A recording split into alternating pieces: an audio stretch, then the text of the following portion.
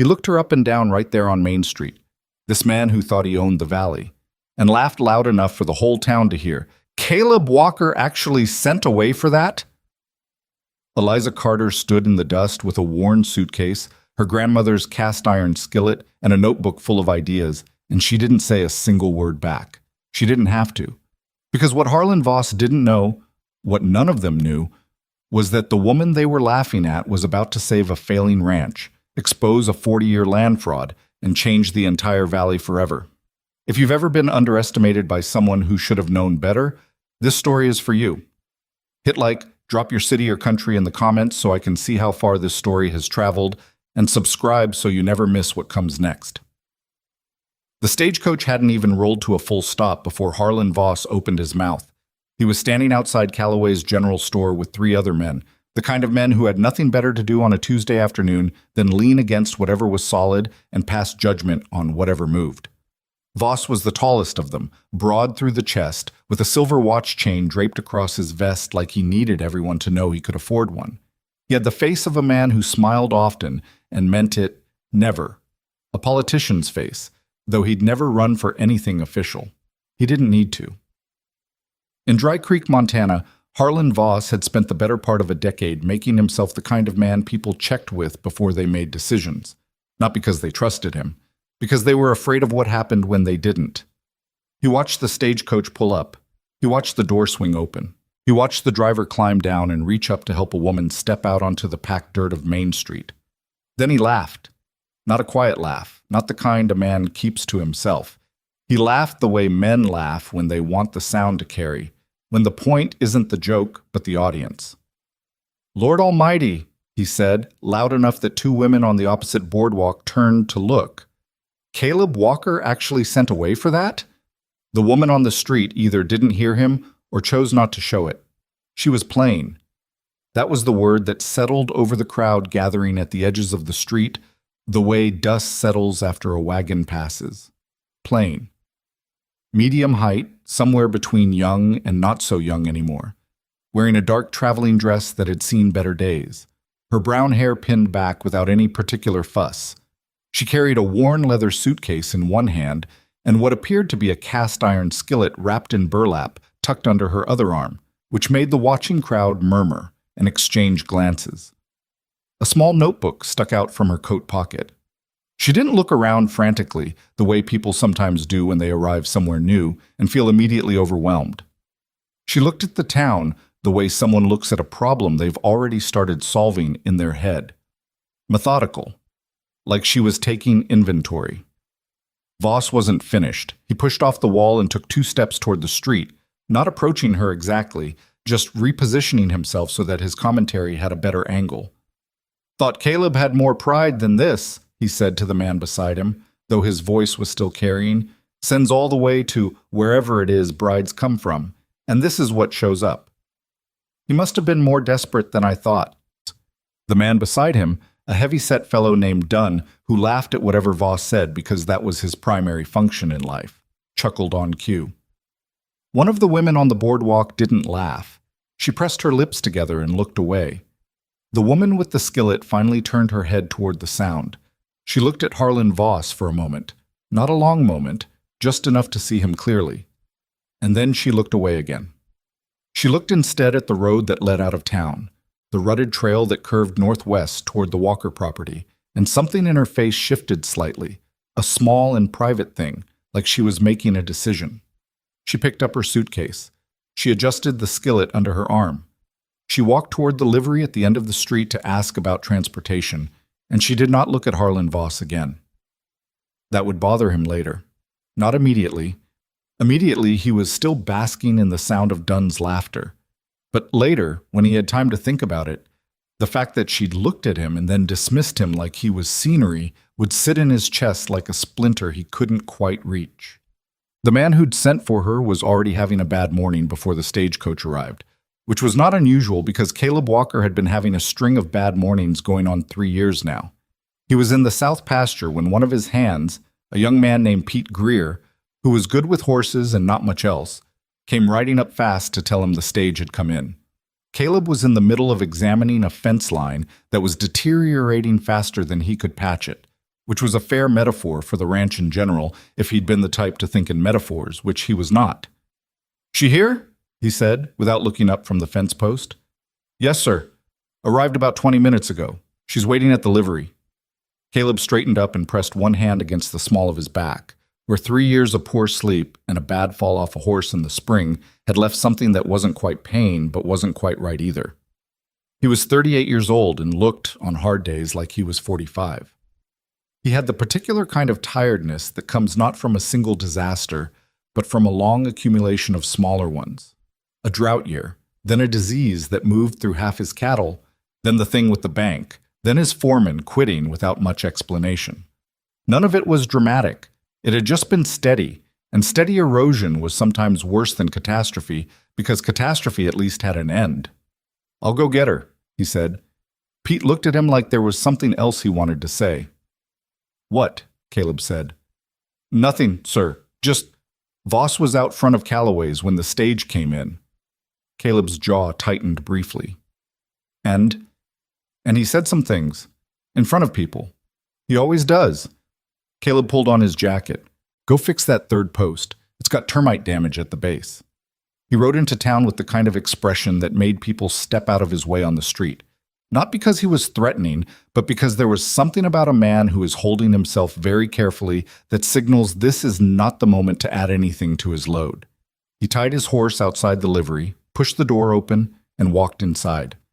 She was sitting on a hay bale near the back, the suitcase on the ground at her feet, the bundled skillet beside it. She had the notebook open in her lap and was writing something in it, and she didn't look up immediately when he came in. He had a moment to look at her in the dim light before she noticed him, long enough to register that she was not what he'd imagined, which wasn't a criticism exactly, just an observation, because he hadn't built a very specific picture in his mind to begin with. Then she looked up. "Mr. Walker," she said. Not a question. She'd seen his photograph in the letter exchange, same as he'd seen hers. "Miss Carter." He took his hat off, held it in front of him. "I'm sorry I wasn't there when the coach came in." "You had work," she said simply. She closed the notebook and stood, smoothing the front of her dress with one hand. "I found a place to wait." "I heard Voss gave you some trouble." Her expression didn't change much. "He said something. I don't know that it qualifies as trouble." "He had no call to—" "Mr. Walker." Her voice was even, not sharp, but it had weight. "I grew up in a house with 4 older brothers and a grandmother who never suffered a fool quietly. I have heard considerably worse from people who knew me considerably better. Whatever that man said in front of the stage, it didn't follow me in here." She paused. "I'd rather not let it follow me to the ranch either, if that's all right." He looked at her for a moment. Then he put his hat back on. "All right," he said. "Let's go." He picked up her suitcase before she could. She didn't argue about it, just tucked the bundled skillet under her arm again and followed him out. The ride to Walker Ranch took 40 minutes, and they spent most of it in a silence that wasn't uncomfortable so much as cautious. 2 people taking the measure of each other without wanting to be obvious about it. The land opened up past town, the mountains cutting a hard line against the sky to the west, the grass moving in a way that suggested wind even when the air near the ground was still. Caleb drove the wagon without appearing to think about it, his hands easy on the reins, his eyes moving over the terrain with the automatic attention of someone who spent years watching for things that could go wrong before they do. "The pastures look dry," Eliza said. She wasn't looking at him. She was looking at the land. "We had a short wet season," he said. "How long has the south fence been going?" He glanced at her sideways. "Pete tell you about that?"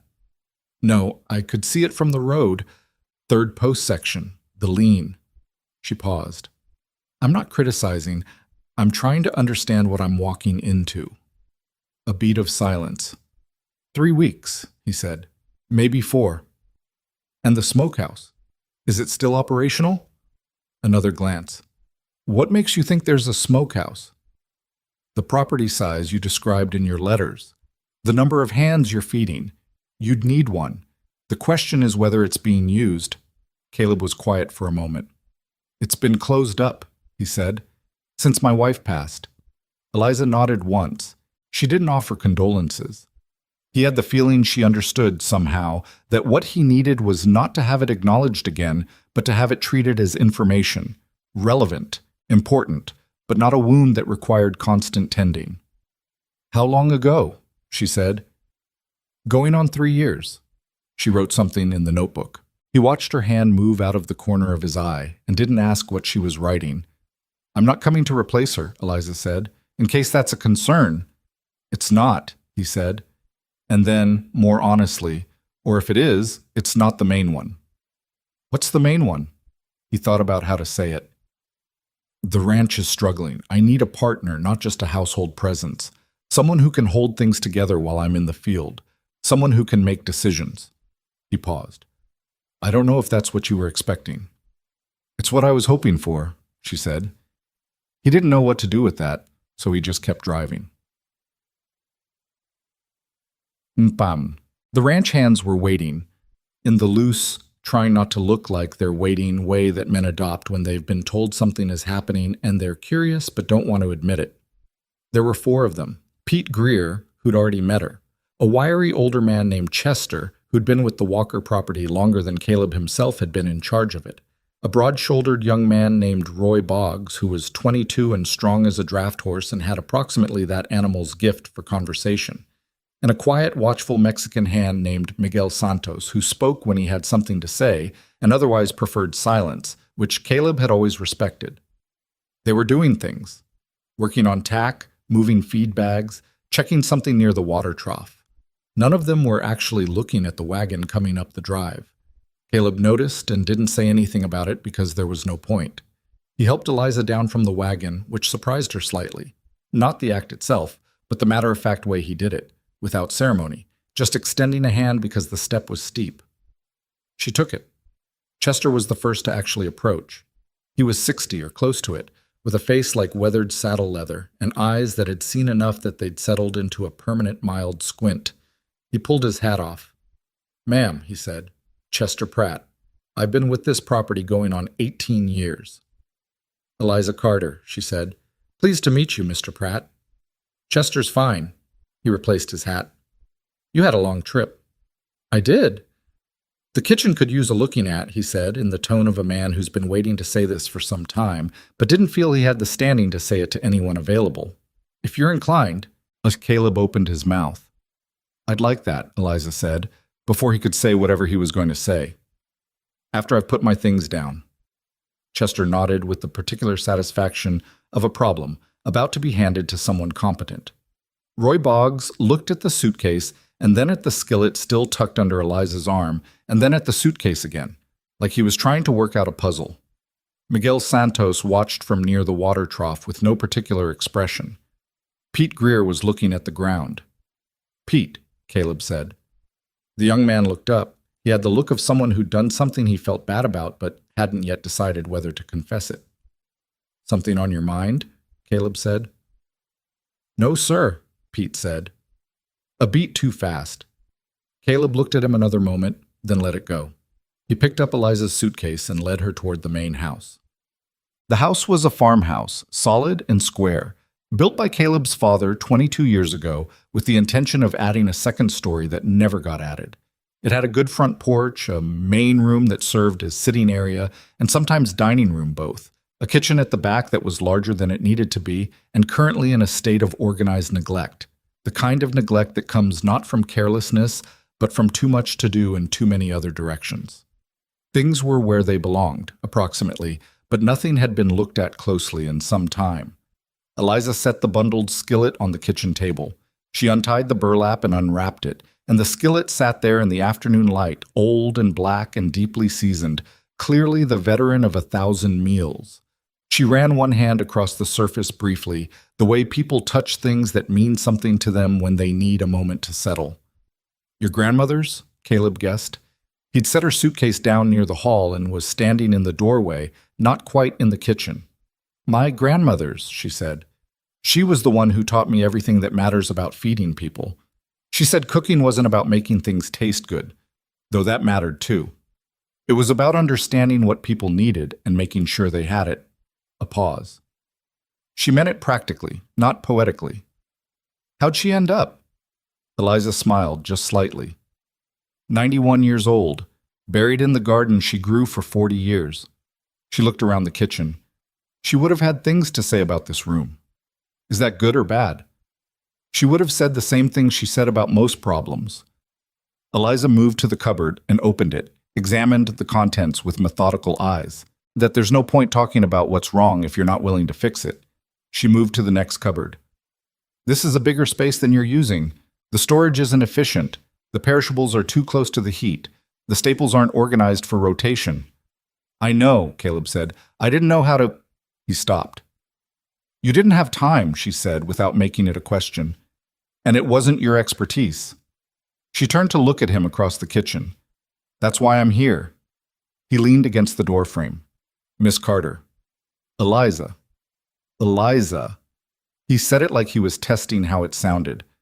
I want to be straight with you. I've been straight in my letters, but some things are easier to say on paper than face to face. Go ahead. This ranch is not in good condition. I told you it was struggling. That was accurate, but maybe not the full picture. We're 3 years into a run of bad luck that hasn't turned yet. The books are thin. The hands are good men, but I've been understaffed since spring, and I'm behind on the north field, which means we'll have less put up for winter than I'd like. He looked at her steadily. I didn't bring you here under false pretenses, but I also didn't spell out how much I was counting on this, on you, to work. Eliza was quiet for a moment. She reached into her coat pocket and took out the small notebook, opened it, and looked at the page she'd been writing on in the wagon. Then she looked back at him. Mr. Walker. Caleb. Caleb. A breath. I left Illinois with nothing except what I could carry, and that skillet.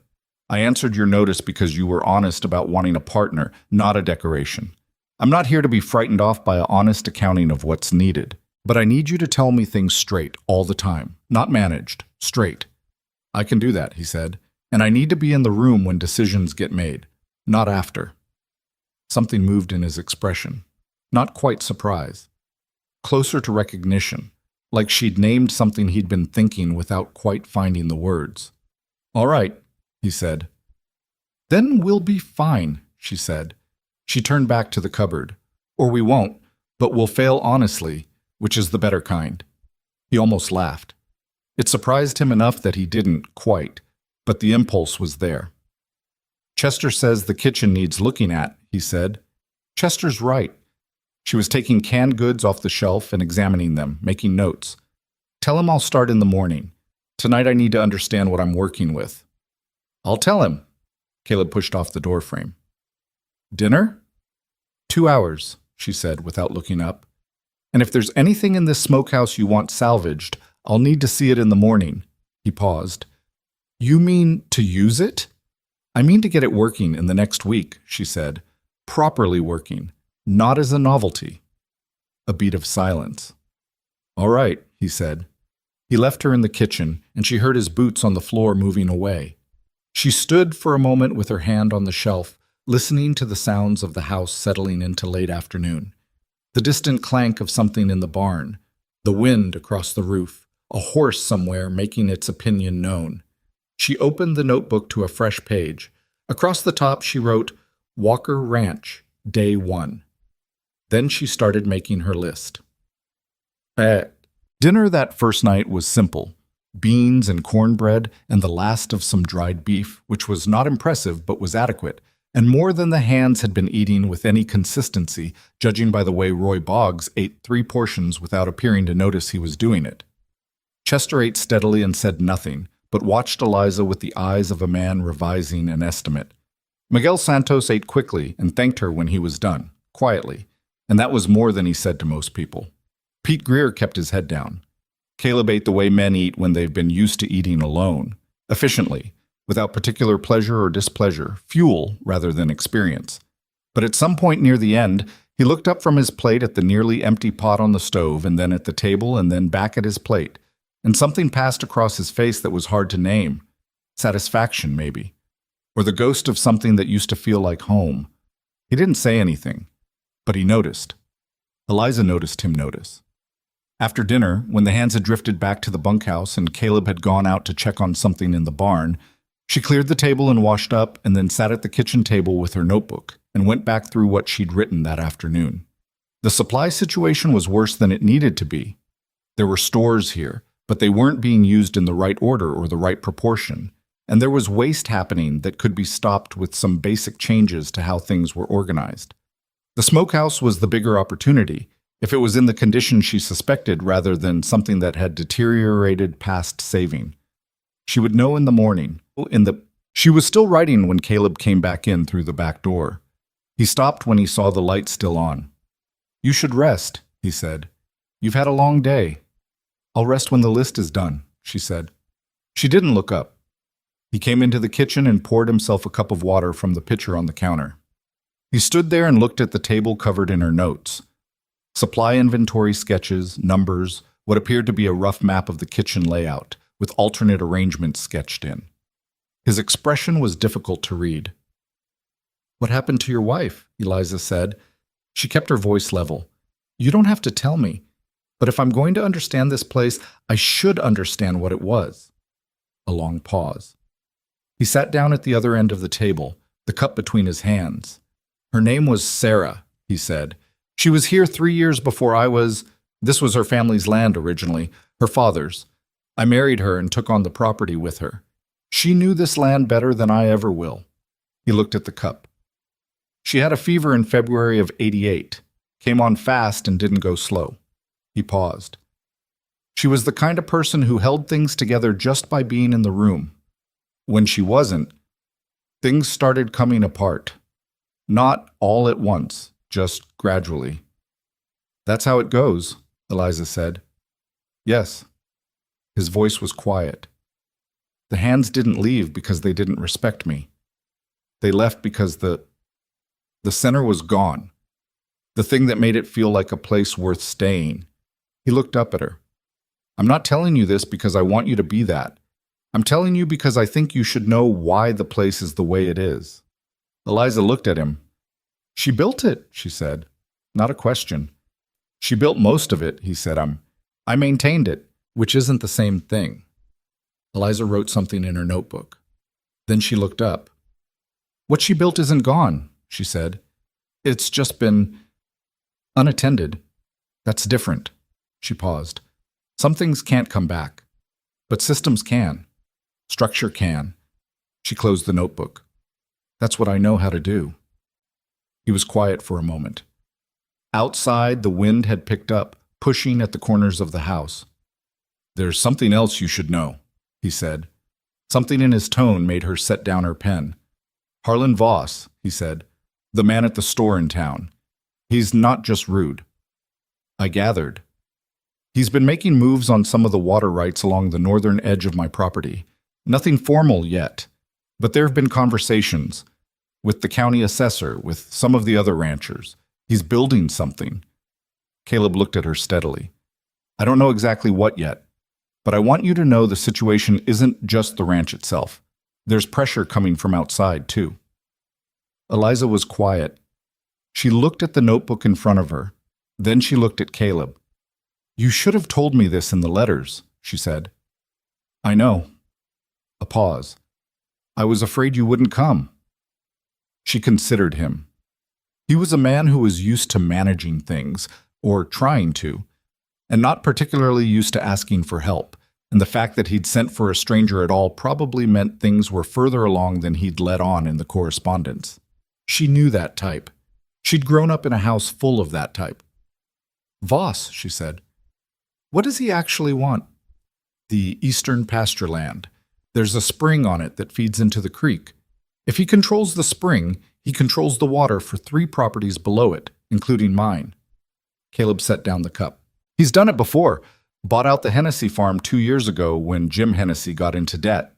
Got the water rights as part of the settlement. Jim's working for Voss now, which is its own kind of answer about how that went." Eliza picked up her pen again. She wrote something. Then she looked at him.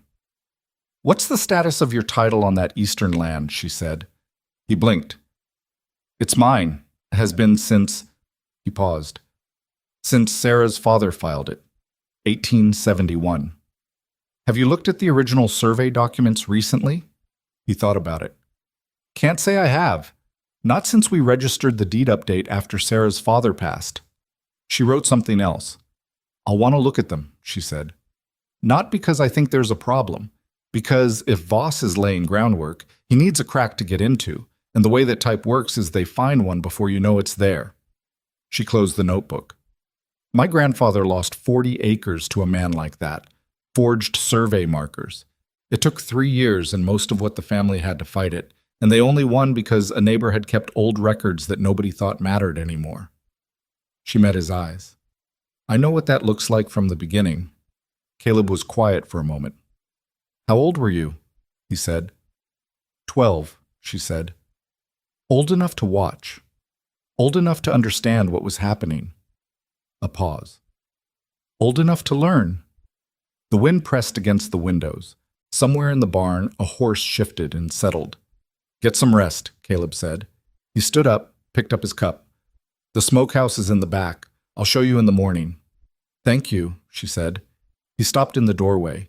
He turned back and looked at her, sitting at the table with her notebook, the skillet on the counter behind her. Miss Carter, he said. Then he caught himself. Eliza. She looked up. I'm glad you came, he said. It sounded like it cost him something. She looked at him for a moment. Let's see how you feel about that in 6 months, she said. But there was something in her voice that wasn't quite humor, but was adjacent to it, dry and genuine and just warm enough. He almost smiled. He went to bed instead. She sat at the table another 20 minutes, writing her list. When she was done, she stood and picked up the skillet and carried it to the hook on the wall beside the stove, where it fit like it had always meant to be there. Then she looked around the kitchen one more time, at the cupboards and the shelves and the stove and the window looking out at the dark yard, and she took a slow breath. There was work to do. There was a great deal of work to do. She turned off the lamp and went to bed. She was up before the sun. Not because she couldn't sleep, she'd slept adequately, which was all she'd expected in an unfamiliar bed with the sounds of a new place settling around her. She was up because the list in her notebook had kept arranging and rearranging itself in the back of her mind all night. And at some point around 4 a.m, she'd understood that lying there thinking about the smokehouse was less useful than actually going to look at it. She dressed quietly, pulled on her coat, and took the small lantern from the hook beside the back door. The yard was dark and still, the mountains invisible against a sky that hadn't yet decided whether it was night or early morning. The cold was the sharp, clean kind that comes before dawn in the high country, the kind that feels almost like a presence rather than just an absence of warmth. The smokehouse was around the back of the main barn, a low structure built of the same heavy timber as everything else on the property, which told her something about Sarah Walker's father. He'd been a man who built things to last. The padlock on the door was rusted, but not seized. Eliza worked the key Caleb had left on the kitchen table into the lock and turned it, and the door swung inward with a groan that probably woke something sleeping in the rafters overhead. She held the lantern up. The structure was intact. That was the first thing, and the most important. The firebox was solid stone, no cracking she could see from here.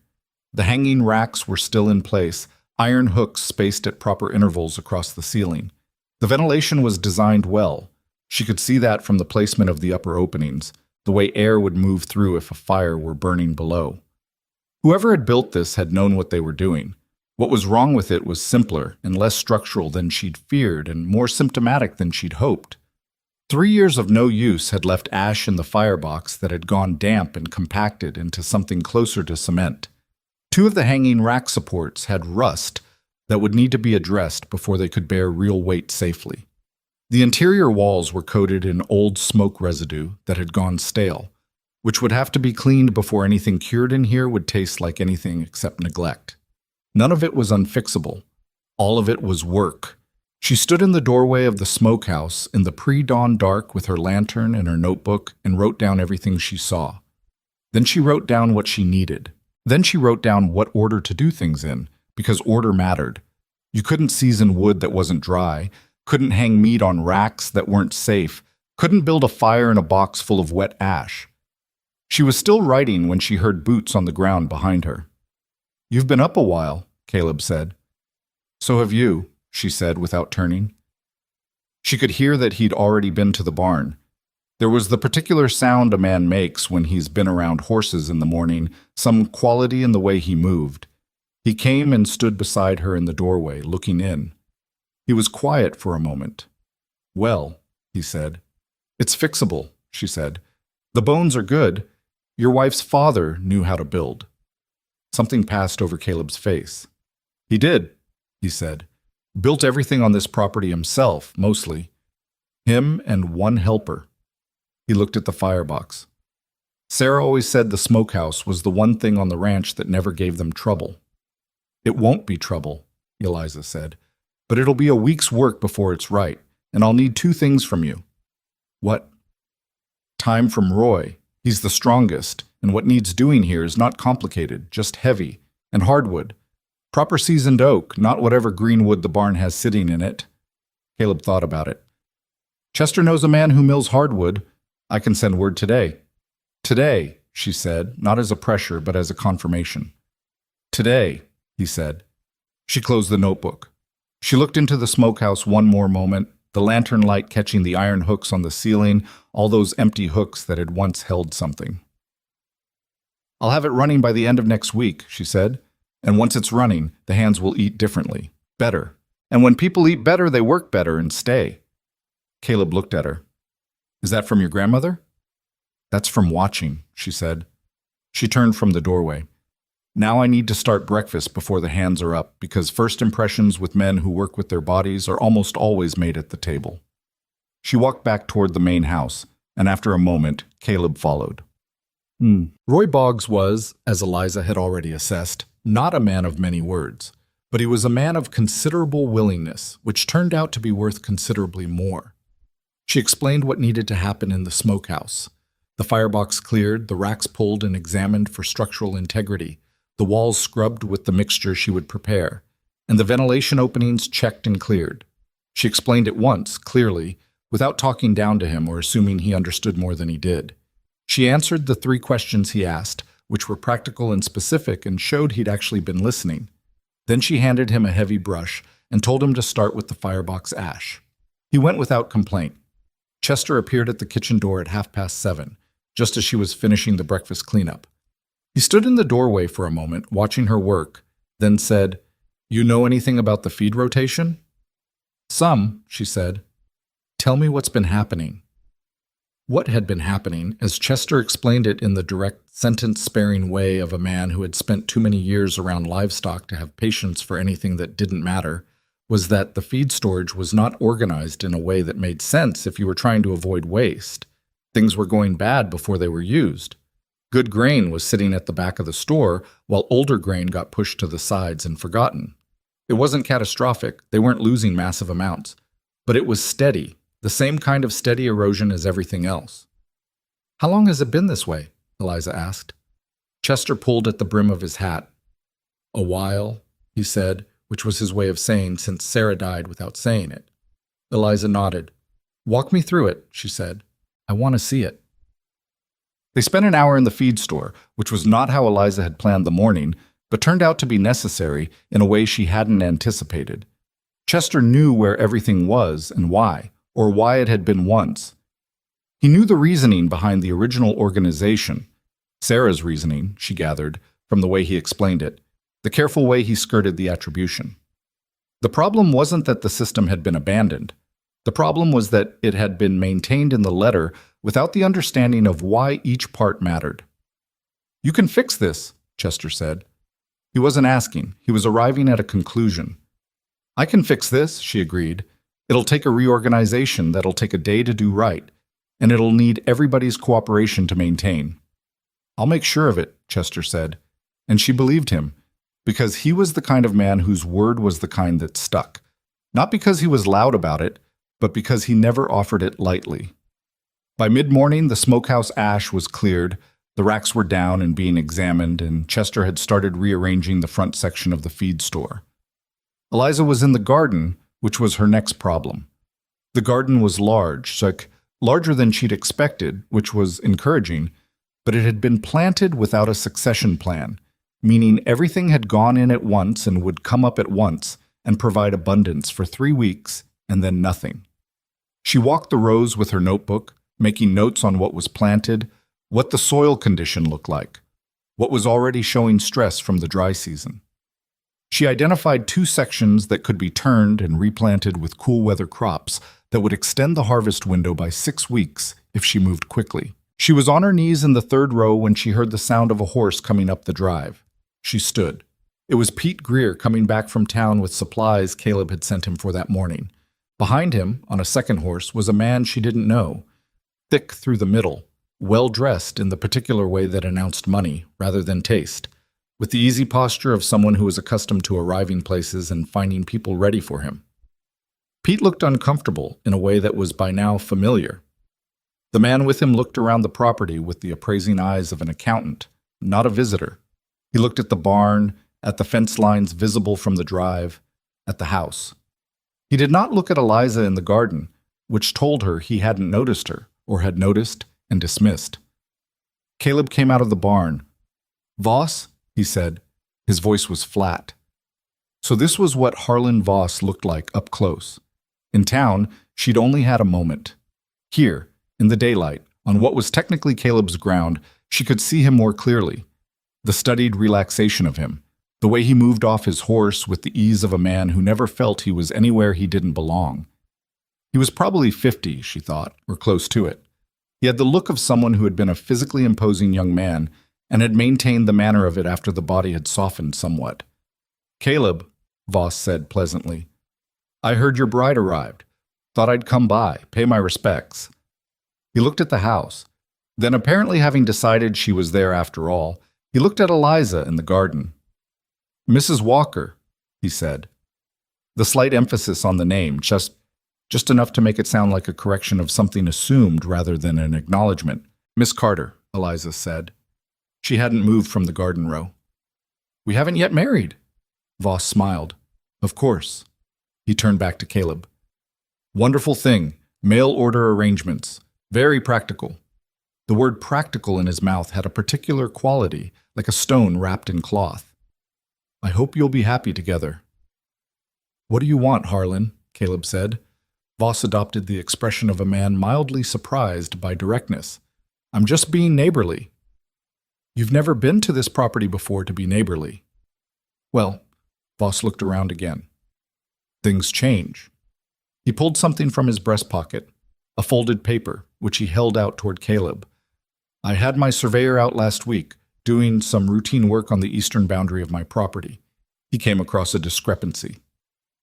Caleb didn't take the paper. "What kind of discrepancy?" "The kind that suggests the line between your eastern pasture and my grazing land may not be where we've always assumed it is." Voss's voice remained pleasant, the way the surface of a river remains calm over a fast-moving current beneath. "My man believes the original survey markers were placed incorrectly. Not anyone's fault. These things happen with old surveys. But the implication is that the spring on what you've been calling your eastern corner may actually fall outside your title line." Silence. Eliza watched Caleb's hands, which were at his sides, very still. "That's a serious claim," Caleb said. "It's not a claim," Voss said smoothly. "It's an observation, a notification, neighborly-like, so you're aware. Nothing's been filed." A pause. "Yet. I wanted to give you the chance to look into it yourself first, before this becomes a county matter." Eliza had come out of the garden while he was talking. She hadn't hurried. She'd stepped over the low fence at the garden's edge and walked across the yard at a pace that suggested she was going somewhere specific, which she was. She stopped a few feet to Caleb's left, not behind him, not in front of him. Beside him. Voss noticed. His eyes moved to her with a fractional shift that she catalogued. "What survey does your man's work reference?" she said. Voss looked at her for a moment. His expression didn't change exactly, but something in it recalibrated. "I beg your pardon?" "Your surveyor found a discrepancy. That means his work contradicts an existing survey. I'm asking which one." Her voice was entirely even. "There were 2 rounds of official surveys filed for this part of the valley. 1869 and 1874. They don't always agree on exact measurements, but the 1874 supersedes the 69 on any conflict because it corrected for the adjusted county boundary that year. So if your man is referencing the 1869 markers, He's working from a document that's been officially superseded. She looked at the paper in his hand. Is that what he's referencing? A pause. Not a long one. Voss was too practiced to let silences run away from him. But a pause. I'm not certain of the specific document reference, he said. I'd have to check. You should, Eliza said. She said it pleasantly. Because if the county assessor receives a survey claim that cites a superseded document as its basis, it's likely to be sent back immediately for correction, which would delay any proceedings considerably. She paused. Just so you're aware. Something moved behind Voss's eyes. It wasn't anger. He was too controlled for that to show yet. It was assessment. You know your surveys, he said. I know my history, she said. My family had a land matter in Illinois that went on 3 years. You learned the documents. Voss refolded the paper and put it back in his pocket. He looked at Caleb. I'd still recommend you have someone look into your title records, Caleb, for your own peace of mind. He gathered his reins. Just being a good neighbor. He glanced at Eliza one more time, not dismissively this time, but with the careful look of someone revising their understanding of a situation. Miss Carter, he said. Mr. Voss, she said. He rode out. Pete Greer had been standing near his horse this whole time, still with that expression. Caleb turned to look at him. You told him she was here, Caleb said. Sir, Pete stopped, started again. He was at Calloway's when I came in for supplies. He asked if the bride had arrived. I didn't think it was. I know. Caleb's voice was tired, not sharp. Go put the supplies away. Pete went. Caleb looked at Eliza. She was watching the road where Voss had disappeared, her expression thoughtful. The 1869 and 1874 surveys, he said. How much of that was real? She turned to look at him. All of it, she said. I read about the valley's survey history in the county records from the Territorial Library before I left Illinois.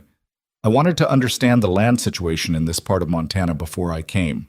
She paused. Your title is real, I'm almost certain, but I want to see the original documents. Why, almost? Because I haven't seen them yet. She looked at him steadily. Where are they? There's a tin box in the study, bottom of the desk drawer. He paused. Sarah kept everything. Good, she said. I'll look at them tonight. She turned back toward the garden. She still had 2 rows to assess before the afternoon light went. Eliza. She stopped. She turned. Caleb was looking at her with something that was difficult to name. Not gratitude exactly, because it was too complicated for that. And not surprise exactly, though there was some of that in it. What you just did, he said. The thing with the survey. He didn't expect that. No, she said. Neither did I, he said. She looked at him for a moment. You should have asked more questions before now, she said. And it wasn't criticism, just observation. Men like Voss depend on people not asking questions. She held his gaze. Start asking them. She went back to the garden. That night after dinner, a proper dinner this time, with the first of the cured pork she'd found in the back of the cold store and some greens from the garden and cornbread that Roy ate 4 pieces of before remembering to look embarrassed about it, Eliza sat in the study with the tin box open on the desk. The documents were meticulous. This surprised her slightly and then didn't, because everything she was learning about Sarah Walker's father suggested a man who treated his paperwork the same way he treated his construction. Nothing left to chance, nothing left to guess. The original title was there, filed 1871. The survey reference was the 1874 document, just as she'd told Voss. The spring was marked clearly within the Walker property boundary, a hand-drawn notation in ink that had gone brown with age but was still entirely legible. She found something else, too. Between 2 pages of the original filing, a single folded document that was older than the rest. A letter, in a different handwriting, dated 1869. She read it carefully. Then she read it again. Then she sat back in the chair and thought about it. Caleb appeared in the doorway. He'd gotten into the habit, she was noticing, of appearing in doorways. He was a man who knocked on the frame of a room rather than committing to entering, which told her something about how he'd learned to move through his own house in the years since Sarah died, carefully, like he was a guest. "Find what you were looking for?" he said. "I found what I was looking for," she said. "And something I wasn't." She held up the folded letter.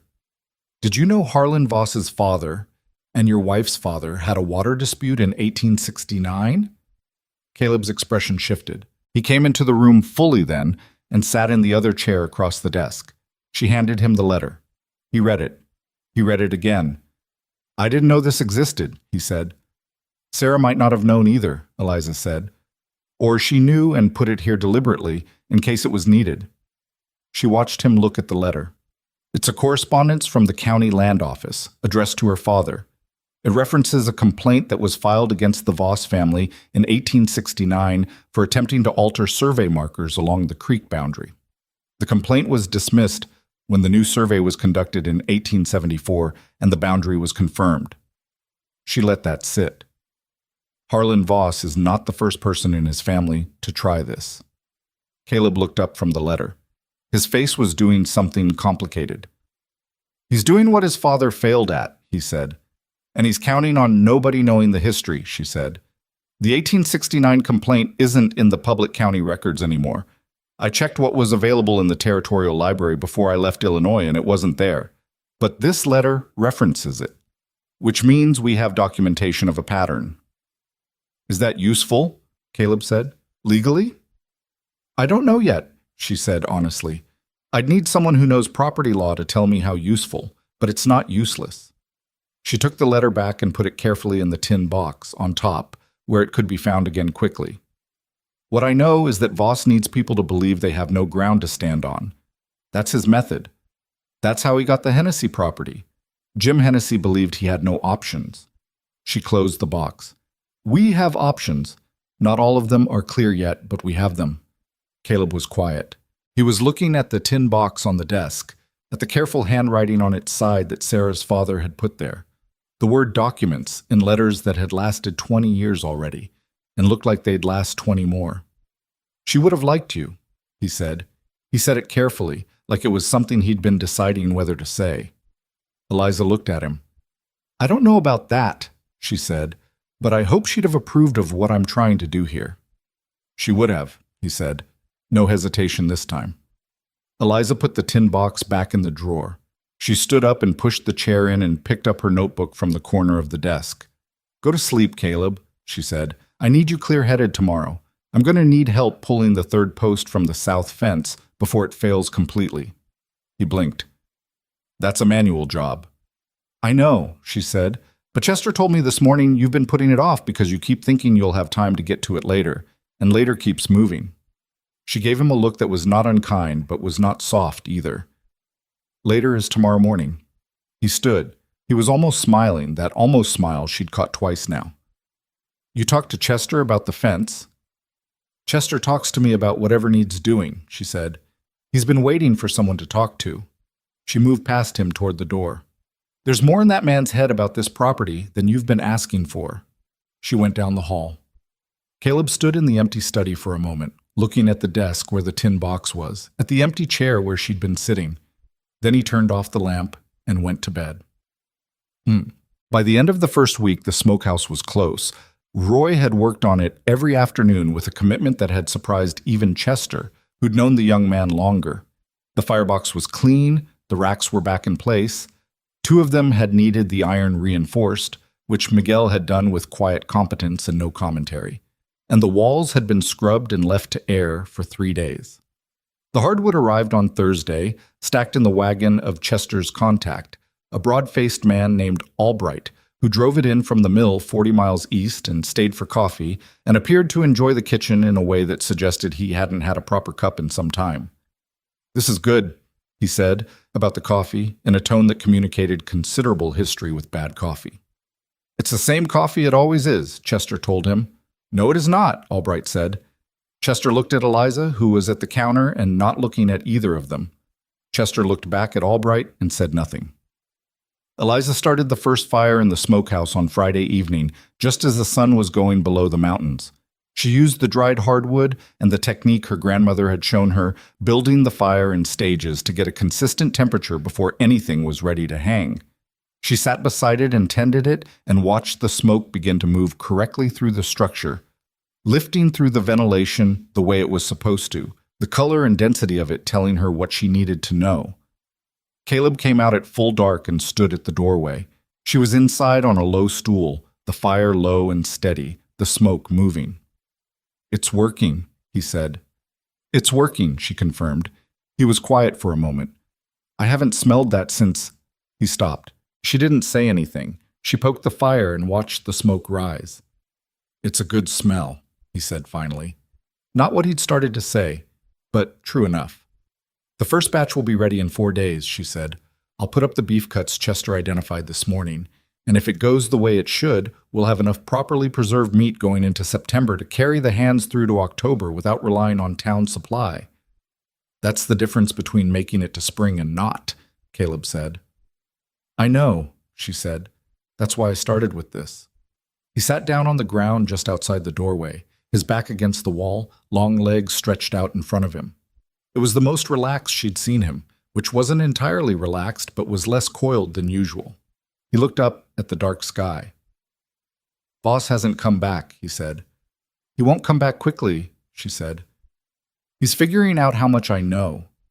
Men like that need time when something surprises them." "You surprised him." "A little." She poked the fire again. "Not enough yet." "What does enough look like?" She thought about it. "Enough is when he believes that whatever move he makes, we're already prepared for it." She paused. "We're not there yet, but I'm working on it." Caleb looked at the dark shapes of the mountains. 3 years, he said. "I've been trying to keep this place running for 3 years, and I've been reactive, putting out fires, not planning ahead." "You were grieving," she said. She said it matter-of-factly, the way she said most things, without leaning on it. "That's an explanation," he said. "Not sure it's an excuse." "It doesn't need to be either one," she said. "It's just what happened. The question is what happens from here." He was quiet for a while. The fire made a low sound. An owl moved somewhere in the dark above the trees and was gone. "Pete Greer," Caleb said. "I've been thinking about what to do about him." "He's young," Eliza said. And Voss knew exactly the right thing to say to make him feel like he was just being friendly, answering a polite question. "Pete's not disloyal. He's inexperienced." "There's a cost to inexperienced." "There is," she agreed. "But you fire him and you're down another hand you can't replace right now. You keep him and make sure he understands what happened and why, and you might end up with someone who won't make that mistake again." She paused. "That's your call, not mine, but that's how I see it." A long silence. The fire settled and she added a piece of oak, watching how it caught. "My grandmother," she said, not sure entirely why she was saying it, but saying it anyway. "She used to say that the hardest part of building something isn't the building. It's convincing yourself you're allowed to build it, that you're not just taking up space that doesn't belong to you." She paused. She said most people fail before they start because they're already apologizing for existing. Caleb turned to look at her from where he was sitting. She was still facing the fire, the light of it on her face, unaware or indifferent to how she looked. "She sounds like she was something," he said. "She was everything," Eliza said simply. "She would have taken one look at this place and this situation and told me to stop studying it and start fixing it." She almost smiled. She had very little patience for analysis that didn't lead to action. "Good advice," Caleb said. "Best kind," she said. She tended the fire until midnight, when it had settled into the long, low burn that would carry through the night without overstating itself. She banked it the way her grandmother had shown her, added the last of the hardwood pieces she'd cut for this session, and stood up and stretched her back, which had begun registering its objections to the low stool around our four. When she came out of the smokehouse, Caleb was gone. He'd left at some point without her hearing him go, which meant he'd been trying not to disturb her, which was its own small thing that she noticed without making anything of it. She stood in the yard for a moment and looked at the dark house and the darker mountains beyond it, and the sky that was so full of stars it almost seemed like too many. The smokehouse was working, the feed store was reorganized. The garden had been turned and replanted in the section she'd identified. The south fence post had been replaced Thursday morning, just the two of them, Caleb doing the heavy work and her directing the alignment until it was set right. Chester was easier in his movements through the day, the specific ease of a man who feels someone else is paying attention. Roy had asked her this afternoon, without particular preamble, if she could show him how the smoking temperature worked, and she'd said yes. Miguel Santos had said nothing, as was his custom. But that morning she'd found the kitchen step repaired, a loose board she'd caught her foot on twice. And when she'd asked Chester if he knew who'd done it, Chester had just looked in the direction of the barn without answering, which was answer enough. Things were beginning to hold. She went inside, checked the stove, and sat at the kitchen table with her notebook for 20 minutes before deciding the list could wait until morning.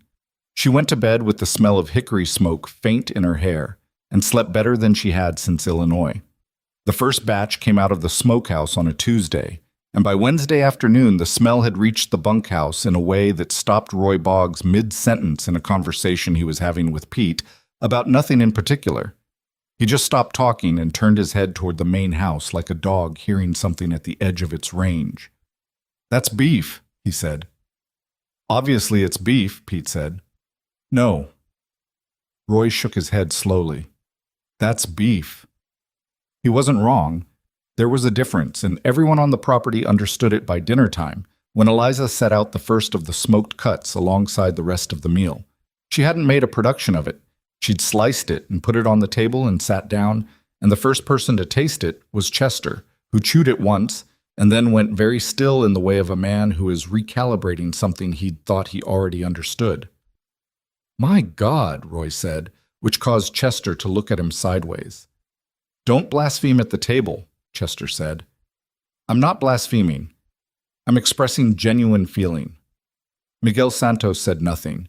He ate 3 portions, which was twice his usual, and when Eliza cleared the table afterward, he said quietly, in her direction, "Mi abuela used to make something like this. In Sonora." He paused.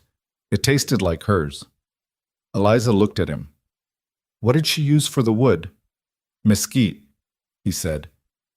"But the smoke was the same, the smell." He looked at his hands for a moment. "Thank you." It was the most he had said in 2 weeks. Eliza nodded once and didn't make it into more than it was, and Miguel went back to his meal, but something between them had shifted in the small way that things shift when two people recognize that the other one understands something about the world that can't be easily explained. Caleb ate without saying anything about the food, which Eliza had begun to understand was his version of a compliment. He ate more than usual, which was the more telling sign. Afterward, when the hands were gone and she was washing up, he brought his plate to the counter without being asked, something he hadn't done before, and stood there for a moment. "That's going to matter," he said. "Come fall." "That's why I did it," she said. He put the plate down and went out to do the evening check on the horses, and Eliza stood at the basin and looked out the window at the dark yard and thought about what came next, because there was always a next, and the list in her notebook was shorter than it had been, but not short. The invitation to the Dry Creek Valley gathering arrived 12 days after that, delivered by a boy on a spotted pony who handed Caleb a folded paper and left before anyone thought to offer him water. The gathering was a twice-yearly event, spring and late summer, where the families and operations of the valley came together at the old Hadley Fairgrounds to trade, talk, share a meal, and generally remind each other that they lived in proximity to other human beings, which the daily work of ranching sometimes made easy to forget. Caleb brought the invitation inside and put it on the kitchen table while Eliza was reviewing supply numbers. She read it without picking it up. "When?" she said. 3 weeks from Saturday." She looked at the numbers in front of her for a moment, doing something in her head. "We'll have enough to bring a table's worth," she said. "If the second batch from the smokehouse goes right, and I put up another round of preserves before then." Caleb sat down across from her. He didn't say anything right away. She waited. "You don't have to go," he said. "People will understand you're new. Some of them will—" He stopped. "Some of them will what?" she said. He looked at the table. "People in Dry Creek have long memories for first impressions," he said. "What Voss said at the stage, and how you looked when you got off it, that's what some of them have. That's the picture." I know, she said. I'm not saying you should care what they think. I know you're not. She looked at him. But you care. He was quiet for a moment. I don't care what they think about me, he said carefully. I care that this valley runs on relationships. Who loans you hands at harvest? Who you can call if a fence line goes down and you don't have the people? Who'll speak for you at the county office when something needs speaking for? He paused. That's what I care about, not the opinions, the practical weight of opinions. Eliza was quiet. It was the most he'd said about how the social world of this place worked, and she heard the thing underneath it, the 3 years of isolation, the slow withdrawal from those valley relationships as the ranch had struggled, and the weight of being seen as failing had made showing up at these gatherings feel like exposure rather than community. We're going, she said, and we're bringing a table. He looked at her.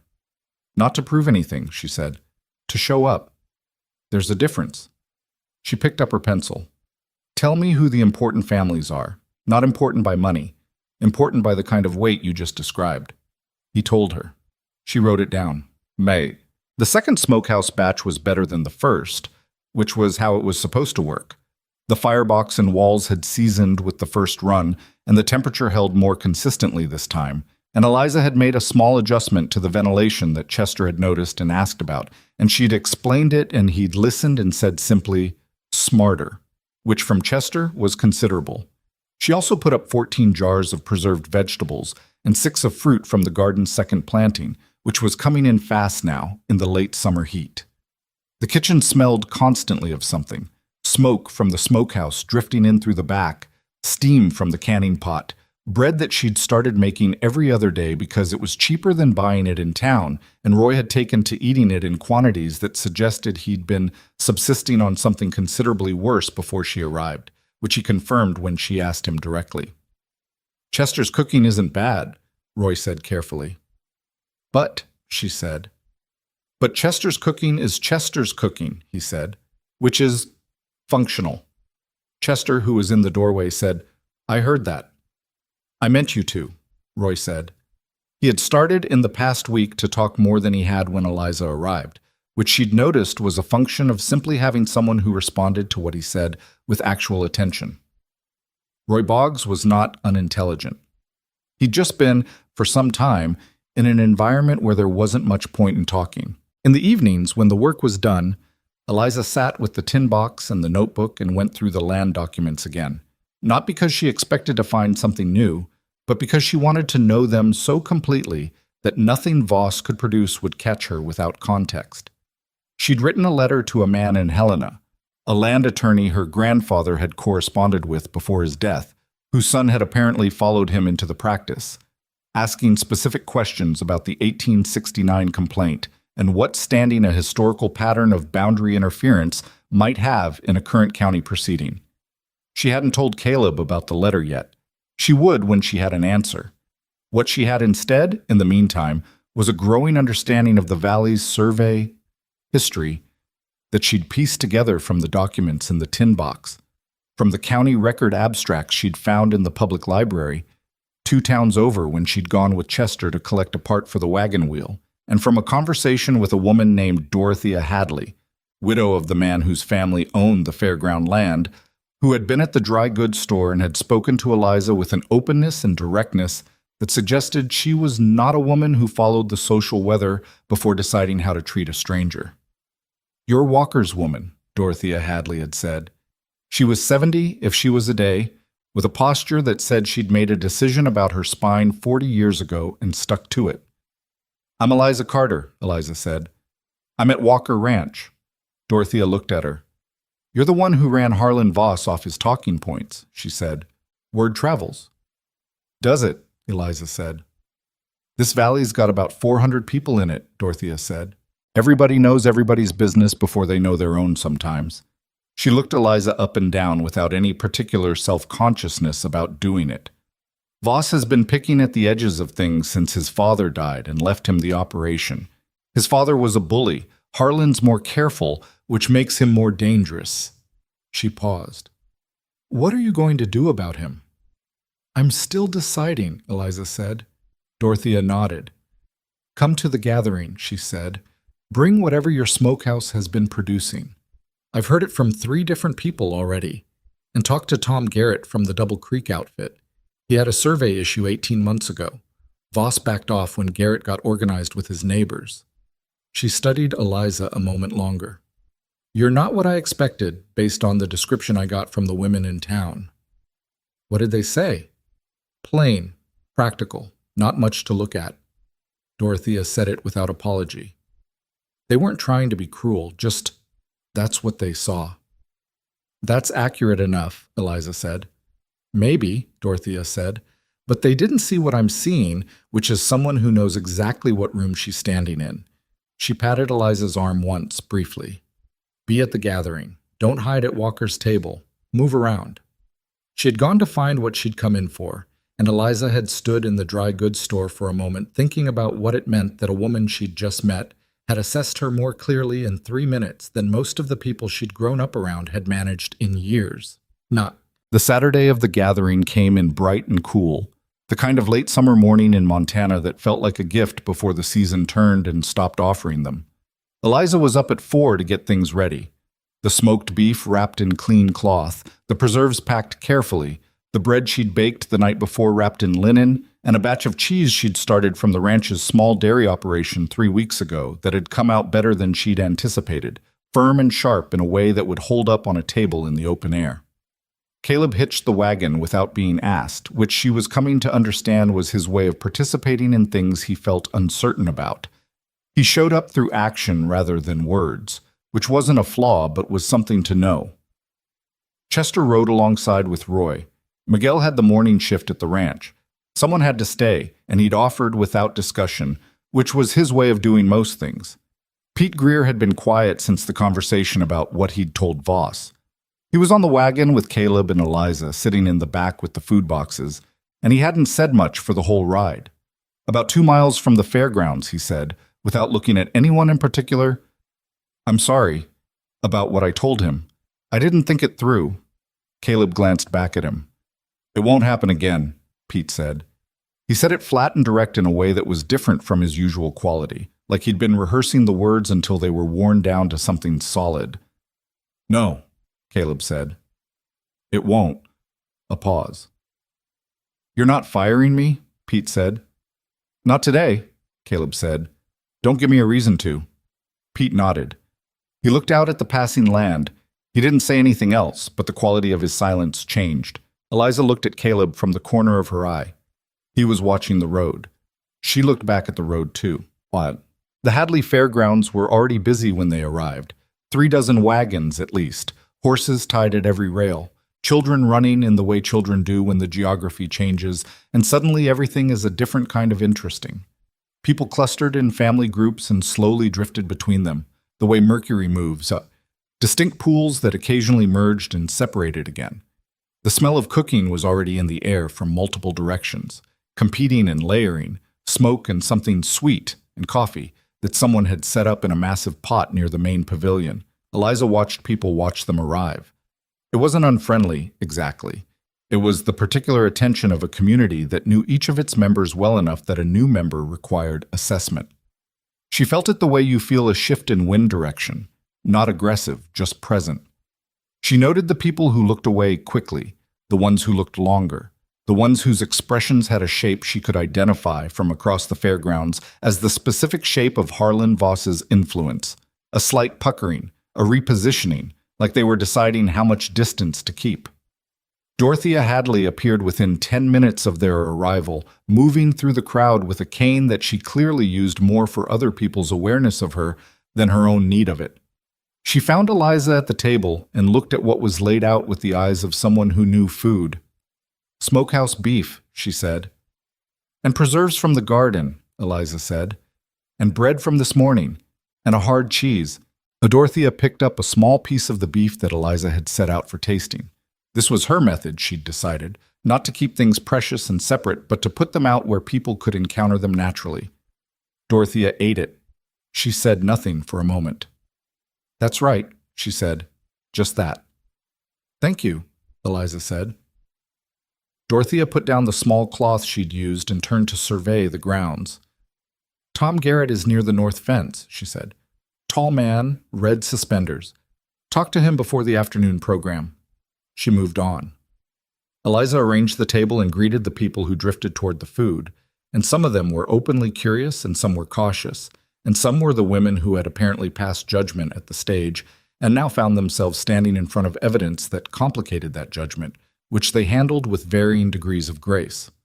One woman, broad-faced, flower on her cuff that she hadn't noticed, said, "I heard your smokehouse went in the first week." She said it like she didn't quite believe it. "Second week," Eliza said.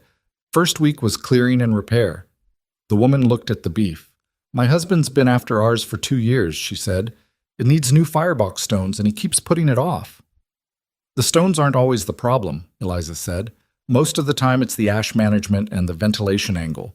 The stone condition matters less than people think, as long as there's no cracking." The woman looked at her. She had the expression of someone receiving information they hadn't expected to want. "How do you know that?" "My grandmother," Eliza said. "She kept a smokehouse running for 40 years on a property that should have needed new stonework twice over. She said the stone holds what the fire teaches it." The woman looked at the table, at the bread and the preserves and the carefully wrapped beef. Then she held out her hand. "Nora Prescott," she said. "The Prescott outfit is up the east side of the valley." "Eliza Carter," Eliza said, and shook it. Nora Prescott took a piece of the bread and ate it standing there and said, "What do you do for the crust?" And they talked for 15 minutes about flour and heat and timing. And when Nora left, she took a jar of preserves and said she'd return the jar, and there was something in how she said it that meant something beyond the jar. Caleb found Tom Garrett before Eliza did, which she discovered when she came around the north end of the fairground pavilion and found the two men already in conversation near the fence. She slowed her pace. She didn't want to interrupt, but she wanted to hear. Garrett was, as Dorothea had described, tall, with the kind of rangy build that suggested he'd been considerably heavier once and the work had reduced him over years. The red suspenders were visible from 15 feet. He was speaking in a low, considered voice, and Caleb was listening with the specific quality of attention he gave to things that mattered to him. "He started with the survey approach," Garrett was saying. "Same thing he apparently told you, discrepancy, markers in the wrong place. His man had done a study. He said study the way you'd say a word in a language you didn't respect. I told him to put it in writing and file it, and he backed off. Didn't file, just stopped coming around." "Why'd he stop?" Caleb said. "Because I'd talked to 3 of my neighbors by then, and we'd all agreed that if he filed against any one of us, the others would testify to the pattern. Strength of numbers." Garrett paused. "He's a predator. Predators like isolated prey. They don't like a group of people who've looked each other in the eye and said, 'I'm with you.'" Eliza stepped forward. Both men looked at her. "Tom Garrett," she said. "Miss Carter," Garrett said. Dorothea had apparently prepped him. He looked at her with assessment that was direct but not rude. "Heard you know your survey documents." "Well enough," she said. "Can I ask, when Voss came to you, what document was his surveyor referencing?" Garrett thought about it. "The old one," he said. 1869. "That's what I thought," she said. She looked at Caleb, who was watching her. "He tried the same document with us. That's not coincidence. He's using it as a starting position because most people don't know it was superseded." She looked back at Garrett. "Who else in the valley has he approached that you know of?" Garrett's expression shifted. "You thinking what I'm thinking. I'm thinking that if we can document everyone he's approached and which survey he cited in each case, we can establish a pattern of systematic misrepresentation to the county office, which is a different order of problem for him than a single disputed boundary." She paused. "Do you know the Hennessy situation? How exactly did he get the water rights from them?" Garrett's face went flat and careful. "Jim Hennessy was in debt," he said. "Voss offered to buy the property at a price that would clear the debt. Jim took it. The water rights were part of the property deed." "Was there a survey dispute before the sale?" Eliza said. A silence. Garrett looked at her. "I don't know," he said slowly. "I didn't think to ask." "Jim Hennessy is working for Voss now," Eliza said, "which means talking to him directly is complicated. But someone in his family might know. A wife? A brother? She paused, said, and yes. When she is, Garrett said, she'll be a good one to have on your side. He looked at Eliza. Tell me what you need from me. What she needed, it turned out, was time and other people's memories, and the gathering was exactly the right place to collect both. Over the next 2 hours, Eliza moved through the fairgrounds with the systematic patience of someone who knows that information lives in the people who witness things rather than in the documents that recorded them, and that the only way to get it is to ask directly without making it alarming. She talked to a woman named Carla Beecham, whose husband had sold a strip of grazing land to Voss 3 years ago after what Carla described as a visit from his surveyor man that made Gerald feel like we didn't have any ground to stand on. She talked to an old rancher named Sweeney who remembered Voss's father and confirmed, with the specificity of personal memory, that the elder Voss had tried to alter survey markers along the creek in the late 1860s and had been reported to the county office by Sarah Walker's father, among others. She wrote everything down in the notebook, which she'd brought in her coat pocket. Dates, names, descriptions, the exact wording people used when they remembered things, because exact wording mattered. It told you what people had actually witnessed rather than what they'd later been told to think they'd witnessed. She was talking to Sweeney near the back of the pavilion when she heard the shift in the crowd. It wasn't loud, more a change in texture, the way a room sounds different when someone walks in who changes the dynamic without saying a word. She looked toward the main entrance.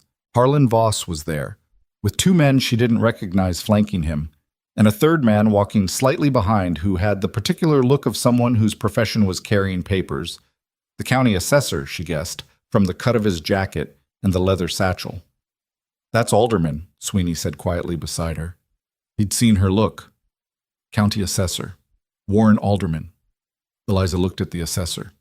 He was younger than she'd expected. Mid-30s, thin, with the expression of a man who was aware that today was a different kind of day than he'd planned for when he woke up this morning. Voss moved through the crowd with the ease of a man who'd been the most important person in rooms for a long time. People stepped aside not out of respect but out of an old habit of giving him space.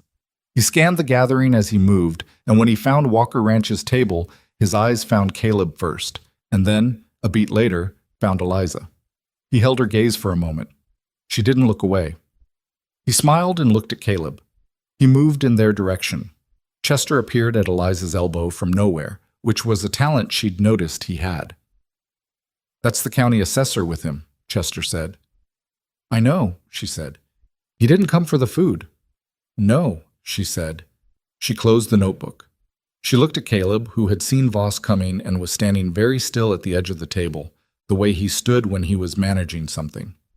Voss arrived with his characteristic ease, like the space had been expecting him.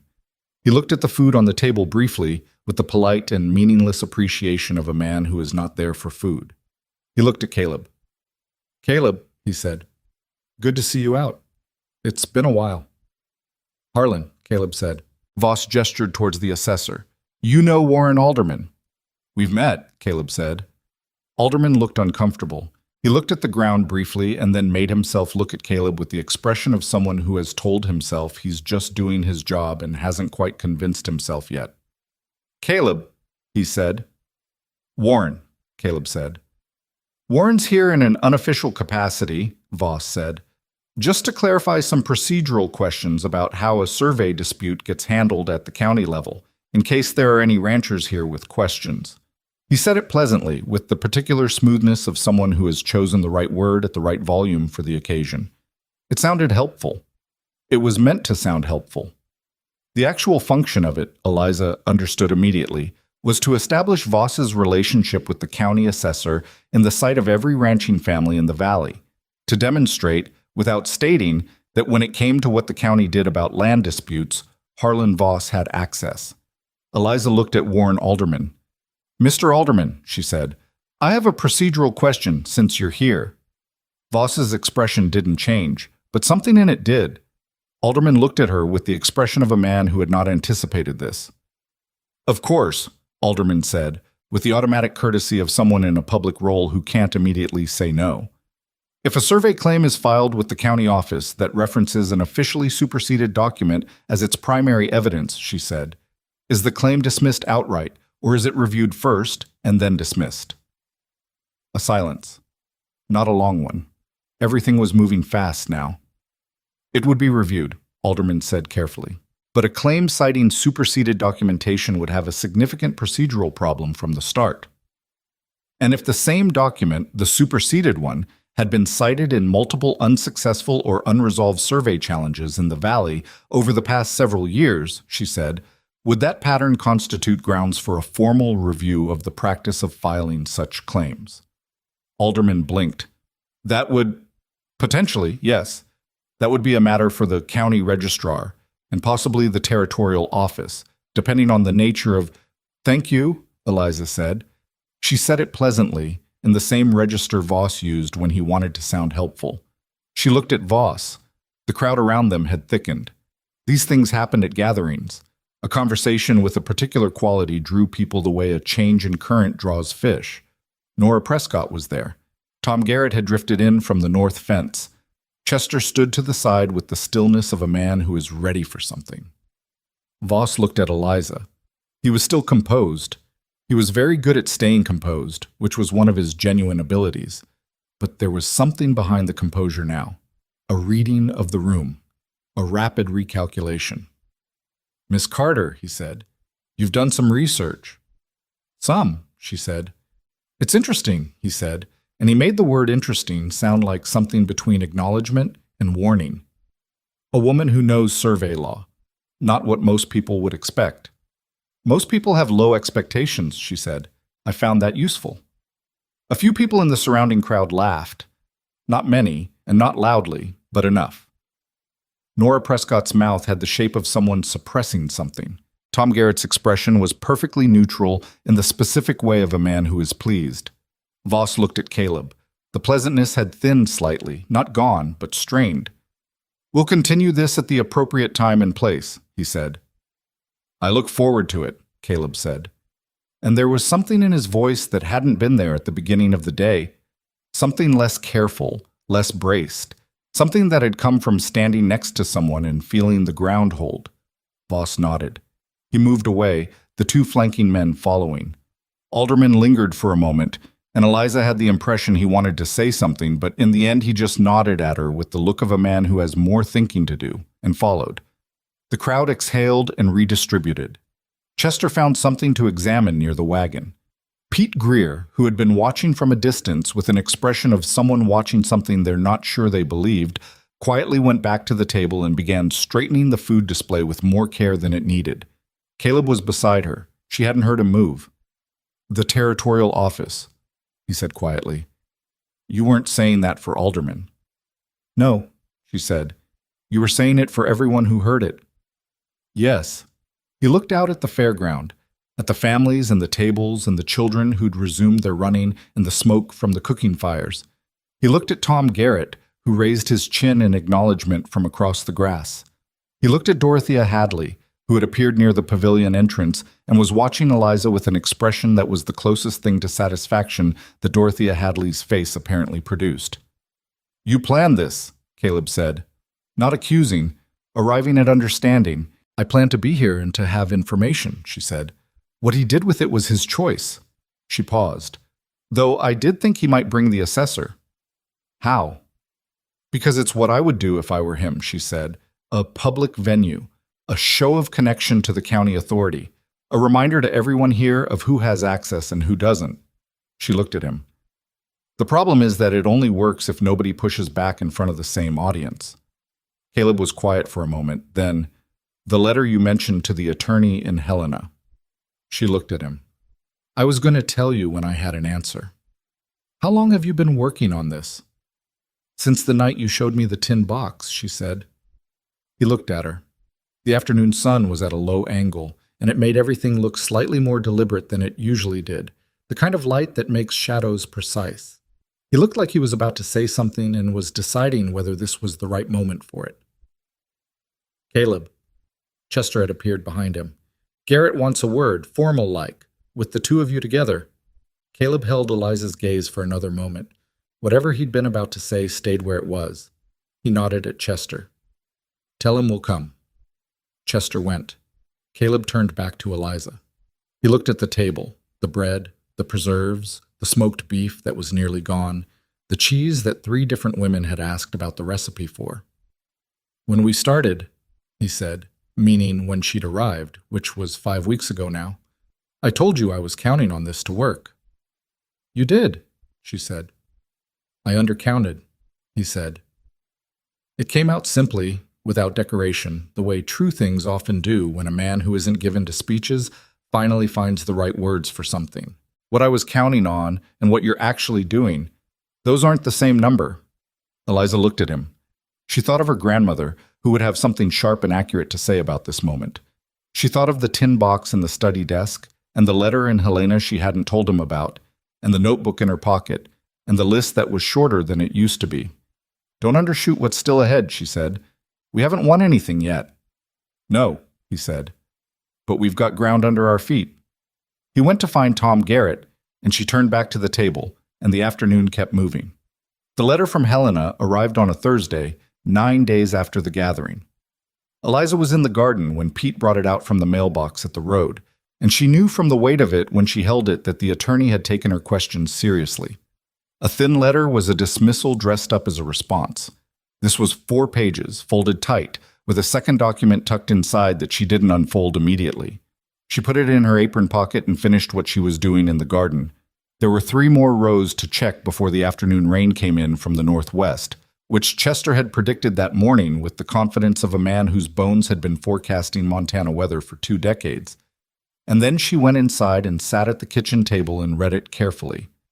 The attorney's name was Daniel Foss, son of the man her grandfather had corresponded with, and he had his father's habit of organized thinking, which showed in the way the letter moved, not burying the conclusion at the end, but stating it plainly in the second paragraph, and then spending the remaining 3 pages on the reasoning and the evidence. The conclusion was this: a pattern of survey claims citing superseded documentation used across multiple properties to create pressure toward distressed sales constituted potential fraud under territorial statute, and if documented with the specificity she'd described in her letter, would be grounds for a formal territorial investigation rather than a county-level proceeding, which meant it was outside Warren Alderman's jurisdiction entirely. That was the first piece. The second piece was the document tucked inside, a copy of the 1869 county complaint against the Voss family, which Foss had located in the Territorial Archive in Helena. It was the same event referenced in the letter in the tin box, but this was the official record, not a correspondence about it. It named names. It described the specific markers that had allegedly been moved. It was signed by 3 complainants, one of whom was a man named Edward Carter, a different Carter, no relation, common name in that period, and another of whom was a man named Joseph Hadley, Dorothea Hadley's late husband's father. Eliza sat with that for a moment. She heard Caleb come in the back door, the particular sequence of sounds she'd learned to identify over 5 weeks, boots, the latch, the coat on the hook, and she said, without turning from the table, "Come read this." He came and stood behind her and read over her shoulder. He read slowly, the way he did everything that mattered. She heard him get to the part about the territorial statute. "Fraud," he said. Flat. "Potential fraud," she said. Foss is careful with language, but yes. And the 1869 document. He reached past her and touched the edge of the copied record. "This is from Helena. Territorial Archive," she said. He found it. It didn't disappear. It was just filed in the wrong category. A land complaint misfiled under public nuisance cases. That's why it wasn't in the county records I searched. Caleb straightened up. He was quiet for a moment. "Dorothea Hadley's family is in there." "Her husband's father," Eliza said, "which means Dorothea may know more about the history of this than she's said yet." She paused. "I'd like to go see her." "When?" "Tomorrow morning," she said. "If you can spare the wagon." He pulled out the chair across from her and sat down. He looked at the letter and the document on the table between them. He had the expression he got when he was thinking past the immediate thing toward the shape of what it meant. She'd learned to recognize that expression too, in 5 weeks of watching him process the world. If we take this to the territorial level, he said, it's not just our property anymore. It's every property he's touched. The Hennessy's, Garrett, the Beecham Strip. He looked at her. That's a significant thing to put in motion. I know, she said. People might not want to be involved. Jim Hennessy already sold. He might not want it opened back up. He might not, she said. But Carla Beecham might. And Garrett already said he was with us. And there are 2 other families I talked to at the gathering who haven't decided yet but are close. She folded the letter carefully. I'm not asking you to put it in motion. I'm telling you what's possible. The decision is yours. He looked at her. It stopped being only mine when you started working on it. Fair, she said. Then the decision is ours. He was quiet. Outside, the first edge of the predicted rain arrived. A light sound on the roof that Chester would note with satisfaction if he was anywhere near the barn. Do it, Caleb said. Go see Dorothea. Talk to Garrett again. Let's understand what we actually have before we decide what to do with it. Eliza put the letter and the document back in the envelope. She stood up and took it to the study and put it in the tin box, on top of everything else, where it could be found quickly. She came back to the kitchen. Caleb was still at the table, looking at the window where the rain was beginning in earnest. There's something else, she said. He looked at her. Foss mentions in the letter, near the end, that a territorial investigation of this kind would likely require a formal statement from the property holders involved. Signed, witnessed. She paused. You and I aren't married. As a mail order arrangement, my legal standing in relation to Walker Ranch is unclear. If this goes to the territorial office, they'll want to know who's filing and on what basis. He held her gaze. Are you telling me we should get married? I'm telling you it would clarify the legal picture considerably, she said. I'm not telling you what to do about it. A silence. The rain on the roof. Is that the only reason you're mentioning it? He said. She looked at him for a moment. There was a directness in his question that matched her own natural quality, and she'd come to find it. Not comfortable exactly, but honest in a way that felt right, the way a well-hung door feels right when you open it. No, she said. But it's the practical reason, which is the appropriate one to raise when we're talking about strategy. He almost smiled. All right, he said. Let's talk about it when the land situation is resolved. That's what I'd recommend, she said. She went back to the study to add something to the notebook, and he sat at the kitchen table listening to the rain and thinking about several things at once, which was becoming a habit since she'd arrived. The practice of holding more than one consideration at a time, not because the problems were new, but because there was finally someone to hold them with. Dorothea Hadley lived 3 miles south of the fairgrounds in a house that had been built large and had never been reduced, even after her husband died and her children moved to various distances. She greeted Eliza at the door with the look of someone who had been expecting this visit and was mildly impatient that it had taken this long. Come in, she said. I've got coffee. The inside of Dorothea's house was the inside of a life, full without being cluttered, every object carrying the specific weight of having been chosen or kept for a reason. Books on one wall, real books with cracked spines, not display pieces. Photographs on another wall in mismatched frames, the kind of collection that accretes over decades rather than being arranged. A desk near the window with papers on it that were clearly in active use. Your husband's father, Eliza said when they were seated with the coffee. She didn't preamble. Dorothea seemed like a woman who would find preamble irritating. Joseph Hadley. He filed a complaint against the Voss family in 1869. Dorothea looked at her over the coffee cup.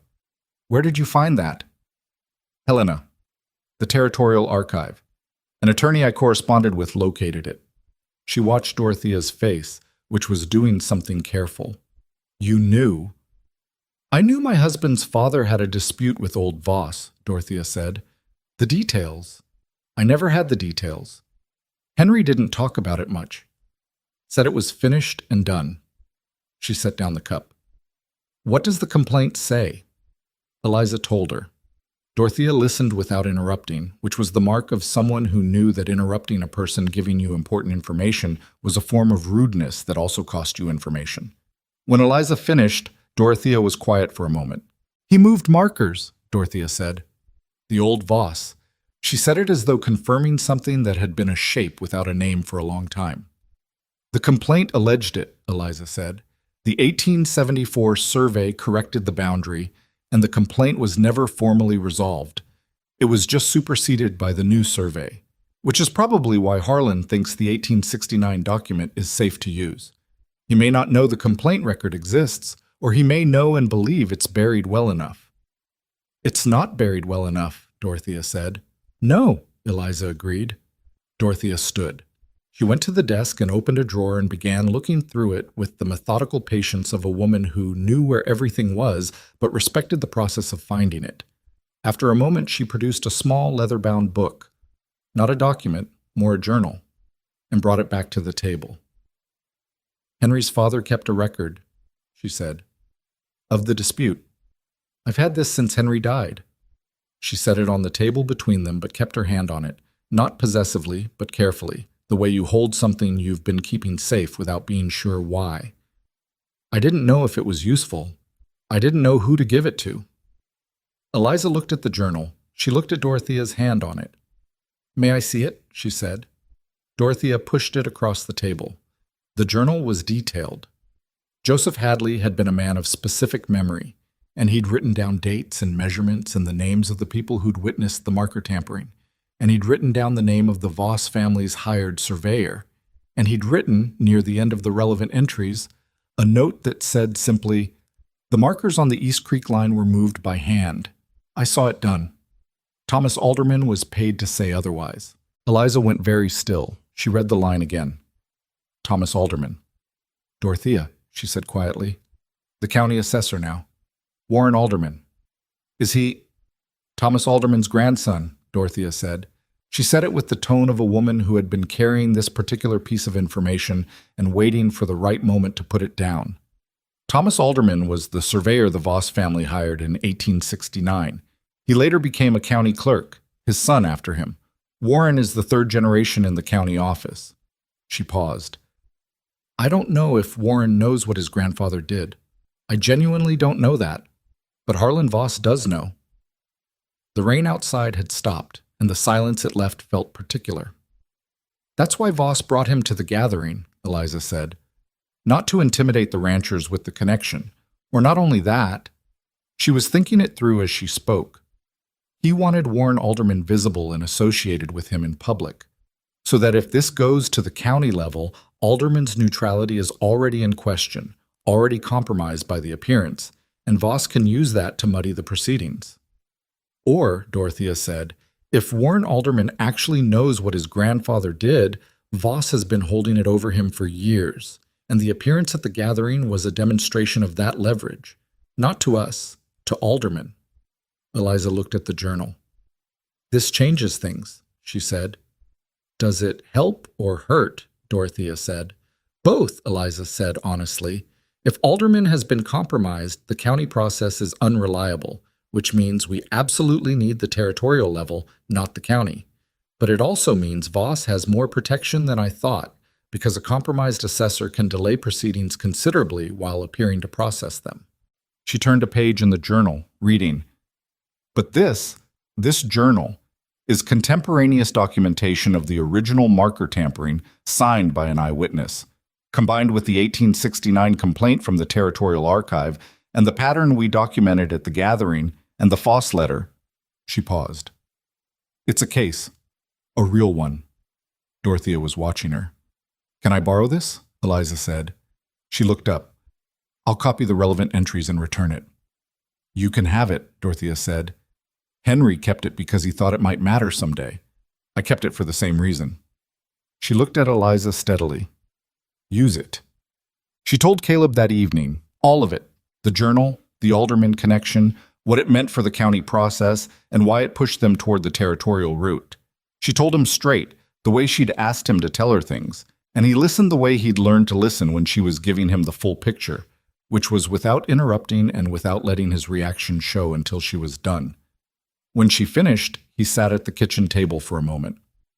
Alderman, he said. We don't know he's aware of his grandfather's role, she said.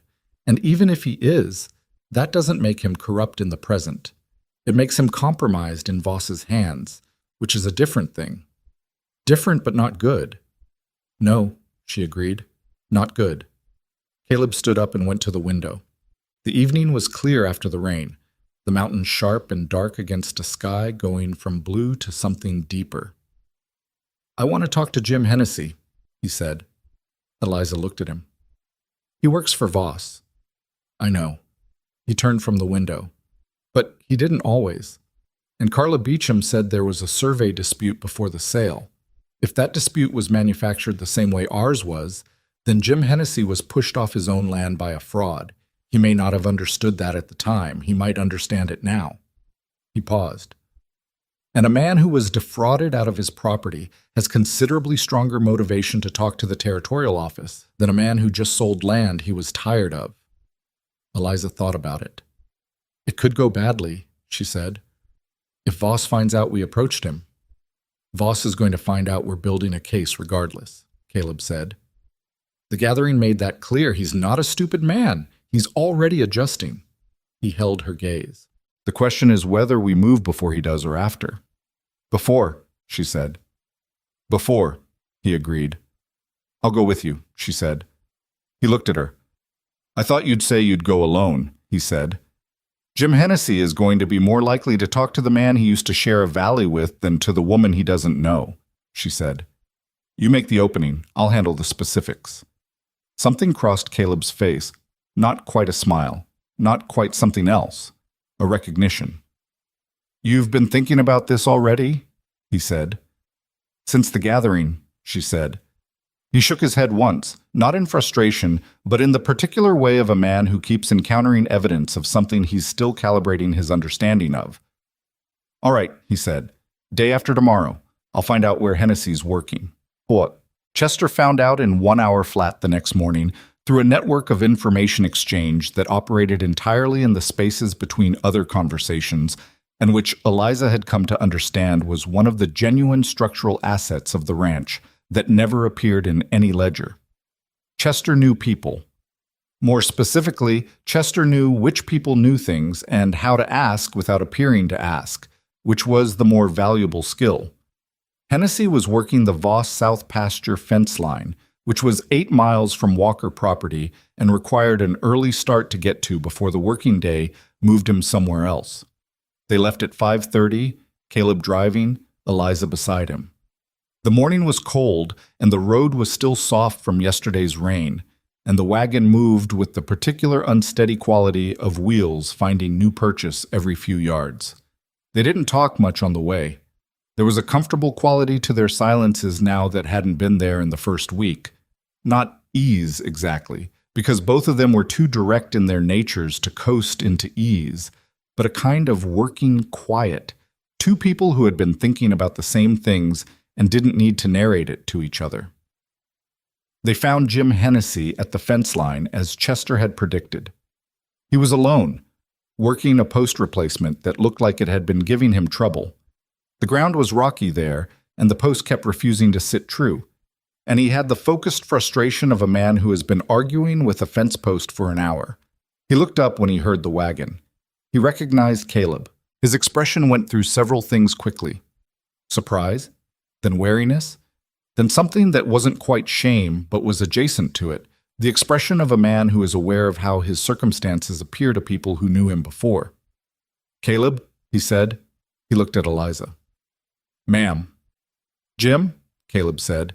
He stopped the wagon but didn't get down immediately, which was deliberate, not towering over the man but not committing to a social call either. How's the fence work going? Hennessy glanced at the stubborn post. Like fence work goes, he said. That rocky section's been trouble since before your time on this land, Caleb said. Tom Garrett told me once his grandfather broke 2 post drivers on it. Something in Hennessy relaxed by a fraction. The reference to shared history did that sometimes. What are you here for, Caleb? He said, flat but not hostile. To ask you something, Caleb said, and to tell you something first so you understand why I'm asking. He looked at the man steadily. We're building a case against Harlan Voss. Survey fraud, a pattern of manufactured boundary disputes used to pressure ranchers into selling, We have documentation going back to 1869 and forward to the present. We're taking it to the territorial office, not the county." He paused. "Before we send a formal complaint, I wanted to talk to you." Hennessy was very still. "Why?" "Because we believe the dispute that preceded your sale was manufactured the same way ours was," Eliza said. She'd kept her voice even, not soft, not hard. "And if that's true, you didn't sell your land. You were pushed off it." Silence. Hennessy looked at the fence post. He looked at his hands on the post driver.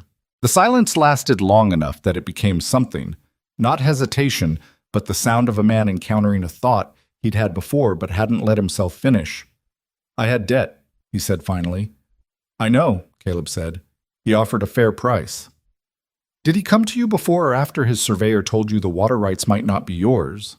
Eliza said. A beat. Hennessy looked at her. "After," he said. Quiet. "How long after?" "A week," he said. "Maybe 10 days. "And the survey dispute? Was it ever formally filed? Did it go to the county office?" Hennessy shook his head slowly. He said, "Voss said there was no need to make it official, said he was trying to help me avoid the cost of a county proceeding on top of the debt, said we could handle it neighborly." He stopped. His jaw had a tight quality. "I thought he was doing me a favor." "He was manufacturing pressure," Eliza said. "The survey claim wouldn't have held up. The same document he used on the Garrett property and on Walker Ranch and on 2 other properties we know of. It's a superseded document. It was never valid. His surveyor knew it. Voss knew it." She paused. "You sold your land because he made you believe you had no ground to stand on. Literally." Hennessy stared at her. His face had gone through something in the last 30 seconds that was hard to watch. Not breakdown, nothing that dramatic, but the particular expression of a man having a door open that he'd spent a long time keeping closed because what was behind it was too large to look at all at once. "Can you prove that?" he said. "We're building the proof," Eliza said. "What I'm asking is whether you'd be willing to speak to what you experienced, not what you can prove. What happened to you in the sequence it happened, including the survey claim and the timing of Voss's offer." She held his gaze. "Your testimony alone doesn't win anything, but combined with the documentation we have and the other families, it becomes a pattern that the territorial office can't overlook." Hennessy looked at Caleb. "You trust her," he said. "Completely," Caleb said. No pause. Hennessy looked back at the fence post. He looked at the Voss land around him, the south pasture that he worked now for wages on land that used to belong to a man he considered an enemy and had increasingly come to understand as a thief. "Carla's been saying for 2 years that something was wrong," he said, "that we should have fought." His voice had gone rough. "I told her there was nothing to fight with." "There is now," Eliza said. He turned the post driver over in his hands. He looked at the Rocky Mountain line to the west, the same mountains visible from every point in this valley, the fixed thing that all of them had in common, regardless of what the survey line said about who owned the ground beneath their feet. "What do you need from me?" he said. They drove back to Walker Ranch with Hennessy's agreement and the weight of what it meant sitting between them in the wagon. He would meet them in 4 days at a location away from Voss property, Dorothea Hadley's house, which Eliza had already thought to ask about, and Dorothea had already agreed to when Eliza had asked before leaving yesterday. Because that was how Dorothea operated. She saw where things were going before they arrived and positioned herself accordingly, which was a quality Eliza found genuinely restful in a person. "He's going to tell Voss," Caleb said. Not a question. "Maybe," Eliza said. "Maybe not. He's been thinking about what happened for 2 years. I don't think he's Voss's man in the way Pete was, accidentally. I think he's just a man who made a decision under duress and has been living with it." She paused. "But we should assume we have 4 days, not more." "What happens in 4 days?" "We have Hennessy's statement, Dorothea's journal, the 1869 territorial complaint, the Foss letter, the statements from Garrett and Beecham and the 2 other families, and the documentation of Voss's pattern across 6 properties." She looked at the road. "That goes to Helena. Voss will file it at the territorial office. At that point, it's out of Voss's reach at the county level, regardless of what Alderman does or doesn't do. Caleb was quiet. The wagon moved through the morning, and the mountains were enormous and clear in the post-rain air, the kind of clarity that felt like it should mean something. After it's filed, he said, what does that actually look like? For us? An investigation that takes months, she said honestly. Possibly longer. There's no guarantee of outcome. A territorial investigation is not a conviction. Voss has money and legal representation, and he'll use both. She looked at him. What we're doing is making it impossible for him to operate the way he has, making his method visible. Even if the investigation doesn't resolve in our favor on every point, and I think it will, but I can't promise it, his ability to isolate and pressure individual ranchers is gone, because now everyone in the valley knows what it looks like. That's what you said at the gathering, Caleb said, about what enough looked like, when he believes we're already prepared. This is more than that, she said. This is having it be true, not just believed. He nodded. He drove. The other night, he said, when you mentioned the marriage and the legal standing, she waited. I've been thinking about it, he said. Not the legal part, the other part. She looked at him. He was watching the road, which was the way he said difficult things. Face forward, watching the road. I know what this started as, he said. An arrangement. Practical. I want you to know that I know it started that way, and that I'm not trying to change what it is without your agreement. He paused. But I'd like to say plainly that what it's become, for me, is something else. And I think you should know that. The wagon moved. A hawk went over, moving south. I know, she said. He glanced at her. I've known for a while, she said. I've been deciding what to do with it. She looked at the road. I'm not good at the part that comes after the deciding. I'm very good at deciding. The part that comes after is harder. What did you decide? He said. She was quiet for a moment, then, that you're a better man than you know, and that this place is worth what it costs to save it, and that She stopped. She looked at her hands in her lap, then out at the mountains. That I'm not just here for the land. He didn't say anything. But something in the way he held the reins changed. A slight loosening, like a tension that had been there for some time had found a place to go. They drove the rest of the way home mostly in silence. But it was a different kind of silence than the one they'd started the day with. Fuller, somehow, and less careful. The kind of silence that belongs to two people who have said something that can't be unsaid and are still deciding how to carry it. Chester was at the barn when they came up the drive. He took one look at them on the wagon and looked at the barn and went inside without any indication of having noticed anything, which was the most eloquent thing Chester had ever done. Eliza got down from the wagon. She stood in the yard and looked at the property. The barn, the house, the smokehouse. With the faint trace of the morning fire still in the air, the garden coming in with its second planting, the south fence you couldn't see from here but that she knew was standing straight because she'd been there when it went in. Roy came out of the barn. There's a letter, he said. He held it toward her. Came while you were out. She looked at the return address. Helena. Voss. Again. She opened it right there in the yard. Roy drifted tactfully away. Caleb came around the front of the wagon and stood beside her. The letter was 2 paragraphs.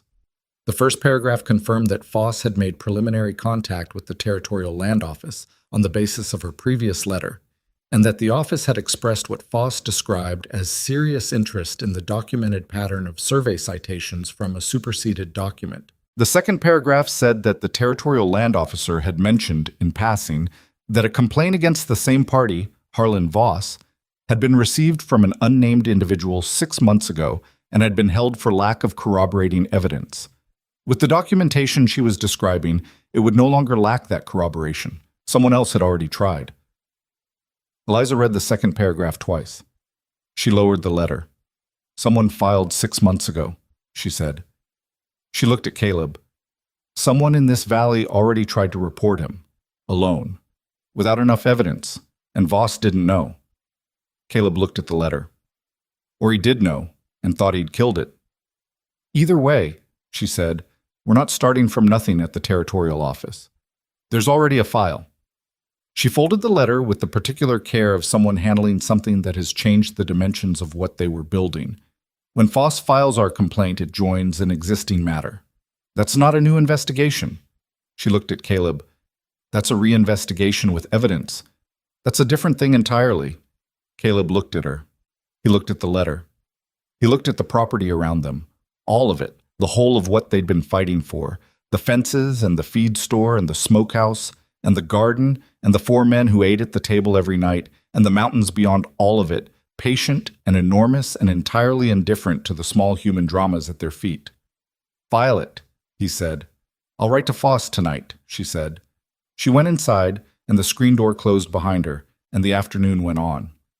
The letter to Foss went out that same evening, carried to the post by Pete Greer at first light the next morning. Eliza had written it at the kitchen table after dinner, while Caleb sat across from her reviewing the compiled documentation she'd organized, the Foss correspondence, the 1869 territorial complaint, the copied entries from Dorothea's journal, the written statements she'd taken down from Garrett and Carla Beecham and the 2 other Valley families, and the notes from her conversation with Jim Hennessy, which she'd written up in full while the details were still exact in her memory.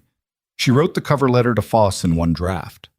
She didn't have the patience for multiple drafts when she knew what she wanted to say, and she knew exactly what she wanted to say. Here is what we have. Here is how it connects. Here is what we are asking the territorial office to do with it, and here's why the timeline matters. She signed it, folded it, sealed it, and set it on top of the document package that would go with it. Then she sat for a moment with her hands flat on the table and let herself feel the full weight of what was now in motion, which was something she hadn't allowed herself to do while she was building it. There was a cost to that kind of focus.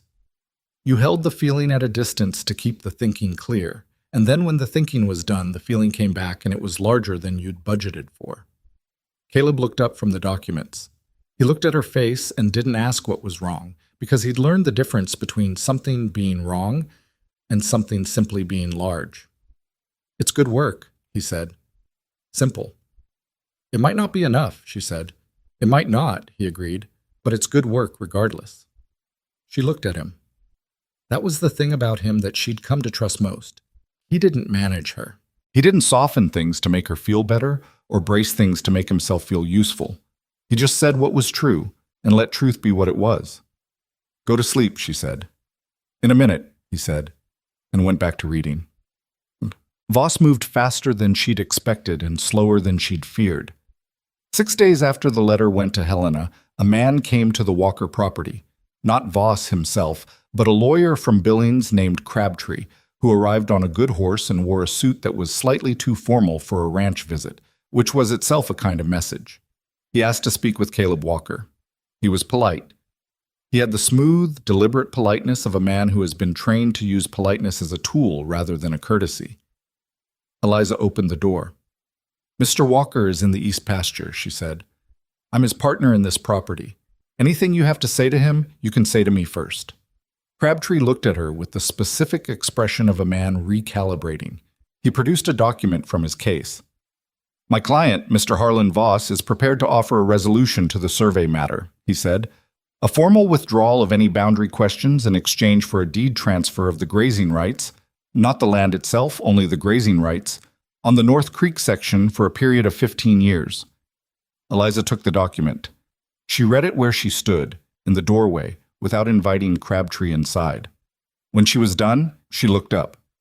"Your client is withdrawing a survey claim he never formally filed," she said, "in exchange for 15 years of grazing rights to the section that contains the spring." She paused. "That's not a resolution. That's the original objective with different paperwork." Crabtree maintained his expression. "My client feels—" "Tell your client," she said, "that a territorial investigation does not pause for private resolutions between parties. Whatever offer he's making it to the wrong person. The matter is no longer in our hands to settle privately." She handed the document back. "Thank you for coming." She closed the door. She stood in the hallway for a moment. Her heart was going faster than it should have been, which she acknowledged and set aside as physiological rather than meaningful. Then she went to find Caleb. He took it better than she'd expected, and not as well as she'd hoped, which was exactly right.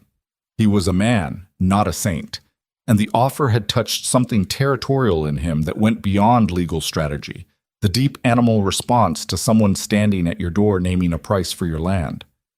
He sent a lawyer, Caleb said. Because he's scared, Eliza said. A man who is confident sends a letter. A man who is scared sends a lawyer with an offer. Or a man who is preparing to fight sends a lawyer to probe what will take. Also possible, she said. Either way, our answer is the same.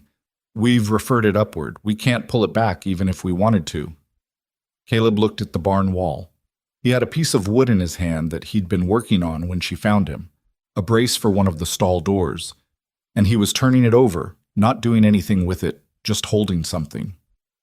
And if the territorial investigation takes 2 years, he said, or 3, and during that time Voss makes our life difficult in the ways he can, with the county permits, with the seasonal water allocation, with the social pressure on the other ranchers not to cooperate with us. Then it takes 2 years, she said, or 3. She met his eyes. We are not the ones who chose the length of this. He did. When he moved markers in 1869 and his son chose to do the same thing 40 years later, they chose how long this would last. Caleb looked at her.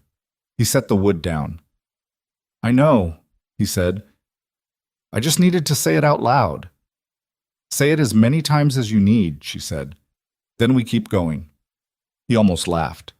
Not the suppressed almost laugh she'd seen in the first weeks, but something more open, like the door on it had come loose a little. You're very stubborn, he said. My grandmother's word for it was thorough, she said. The territorial investigation was formally opened 11 weeks later. Voss wrote to tell them, in the same organized prose as all his previous letters, that the office had combined their complaint with the prior filing and had opened a formal inquiry into a pattern of fraudulent survey practices in Dry Creek Valley, naming Harlan Voss and the surveying firm he'd contracted as subjects of the inquiry. The letter arrived on a Wednesday. By Friday, everyone in the valley knew. Eliza heard about the knowing from Nora Prescott, who came by with a return jar and stayed for an hour and told her, in the particular conversational style of a woman who has things to say and time in which to say them, that the reaction in town had been significant. Some people were unsurprised. Some were uncomfortable, the ones whose relationships with Voss had been too close to be comfortable with his name in an official document. And some were, in Nora's word, relieved. The relief of people who had felt something wrong in the valley's atmosphere for years without being able to name it, and now had a name for it. Warren Alderman came into Calloway's yesterday, Nora said. He looked like a man who hadn't slept. I imagine he didn't, Eliza said. Do you think he knew about his grandfather? Eliza thought about it honestly. I think he probably knew something, she said. Whether he knew specifically or just knew there was a reason to be careful around Voss, I can't say, but I think the investigation will answer that faster than I can. It did. 6 weeks into the inquiry, Warren Alderman provided a voluntary statement to the territorial investigator. Eliza didn't know the contents of the statement. It wasn't her document. But Voss heard from his contact at the territorial office that it had been considerable and that Alderman had resigned from the county assessor position the same day he gave it. She told Caleb at dinner. He sat with it. The hands were at the table, Chester, Roy, Miguel, Pete, and they'd heard it too, and the table was quiet in the specific way of people who are absorbing something that has been a long time arriving. Chester said, finally, That's a thing. Yes, Eliza said. Miguel looked at his plate. Alderman's not a bad man, he said. It was an observation, not a defense. He was in a bad position. Most people in bad positions aren't bad people, Eliza said. They're just people who didn't find a way out before the position became permanent. Pete Greer was looking at the table. She didn't look at him directly, but she saw it, and she understood what he was thinking about. He was 22 years old, and he had made a mistake and been held accountable for it without being destroyed by it. And watching a man of 40 lose his position over the compounded weight of something his grandfather had done was landing on Pete in a particular way. Eat, she said, to the table generally. And they did. The formal resolution from the territorial office came the following spring, 14 months after Eliza had first written to Foss from the kitchen table of Walker Ranch on a night when the smokehouse was running its first fire.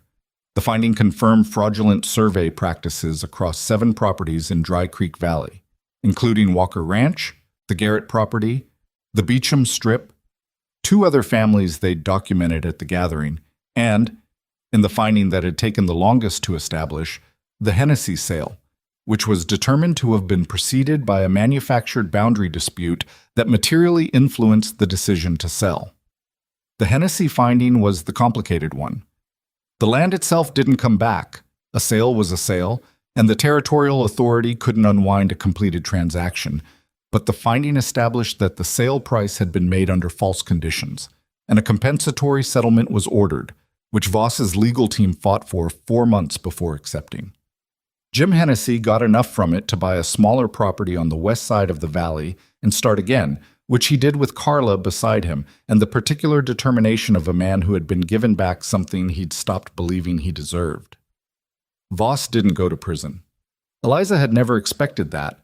Fraud of this particular kind rarely ended in a cell, especially when the party involved had money and lawyers and the ability to stretch proceedings until the institution doing the stretching ran out of appetite.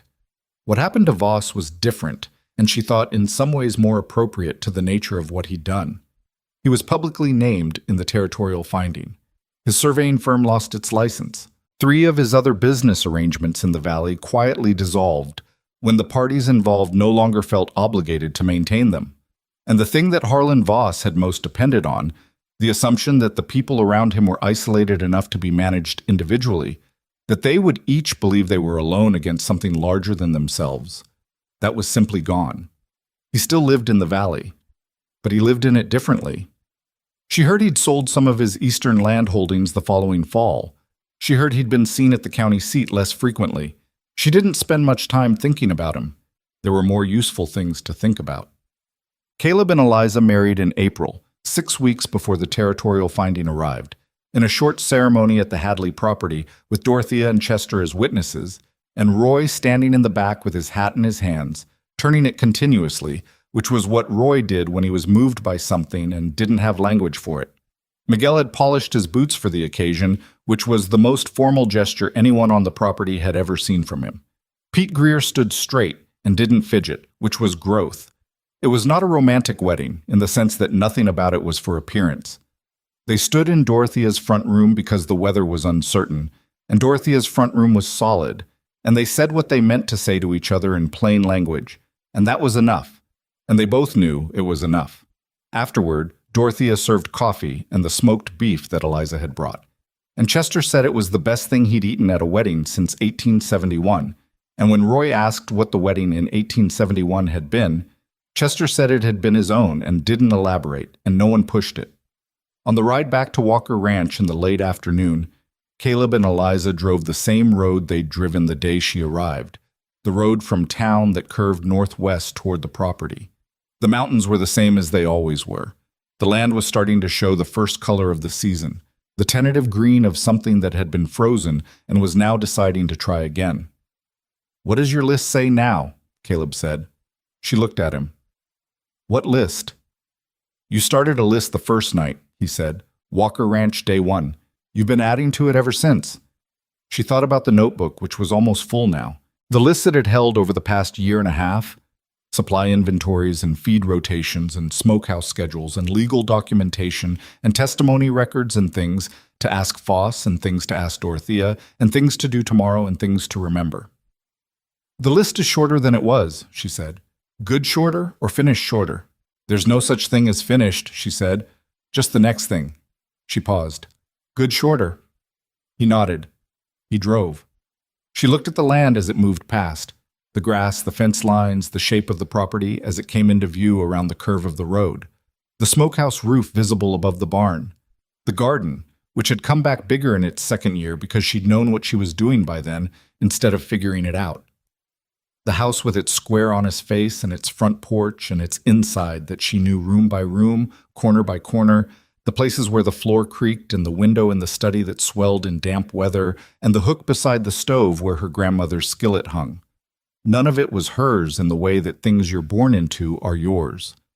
She'd earned it in a different way, through the specific labor of showing up and doing what was needed and not apologizing for knowing how, and staying when it would have been easier to rethink the whole arrangement and go back to Illinois. She thought about her grandmother sometimes, in the way you think about people you've lost, who still show up in your daily thinking because they made you what you are. Her grandmother would not have told her she'd done well. She would have looked at the property and the books and the smokehouse and the community that had been rebuilt around the valley's common interest, and she would have said, "Good, what's next?" which was its own kind of high praise from a woman who didn't waste either kind. What Eliza had learned, not from books, not from land law or survey documents or the particular vocabulary of territorial fraud proceedings, but from the accumulated daily work of that first year, was something simpler and harder to say. It was this, that the people who told you that you had no ground to stand on were almost always wrong, and almost always counting on you to believe them before you checked for yourself. That the work of building something was less about talent or advantage than about being willing to stay in the room when the room was difficult. That belonging was not given. It was not inherited or granted or arrived at by charm or appearance. It was made, daily, through the accumulation of small acts that compounded into something nobody could easily dismiss. She had been dismissed at the side of a road in a dusty town with a cast-iron skillet under her arm and a notebook in her pocket. She had not argued about it. She had simply gone to work. That, too, was something her grandmother had taught her, not in words but in practice, in the daily example of a woman who built a life the same way she kept her smokehouse running, through attention, through patience, through the refusal to mistake other people's low expectations for actual limits. The wagon came up the drive. Chester was at the barn and lifted one hand in greeting without turning from what he was doing, which was the most Chester-like possible response to two people returning from their own wedding. Roy came out of the barn, saw them, and went back in and came out again a moment later with a slightly different expression, like he'd needed to reset. Miguel was visible in the garden, doing something with the late planting rows, and he looked up once and nodded and looked back down. Pete Greer was on the porch of the main house. He stood up when they came up the drive, and when Caleb stopped the wagon, Pete stepped forward and reached up to help Eliza down with the careful deliberateness of someone who has thought about a gesture and decided to make it on purpose. "Welcome home, Mrs. Walker," he said. He said it straight, without awkwardness, which meant he'd been practicing it. She let him practice count for something. "Thank you, Pete," she said. She went up the porch steps and into the house. The kitchen was exactly as she'd left it. The skillet on the hook, the notebook on the corner of the table, the window over the sink showing the early evening light on the yard and the barn and the mountains beyond everything, permanent and unconcerned and entirely beautiful in the way that things are beautiful when you've earned the right to look at them. She put the kettle on. She opened the notebook to a fresh page. At the top she wrote the date. Then, underneath it, she began her list.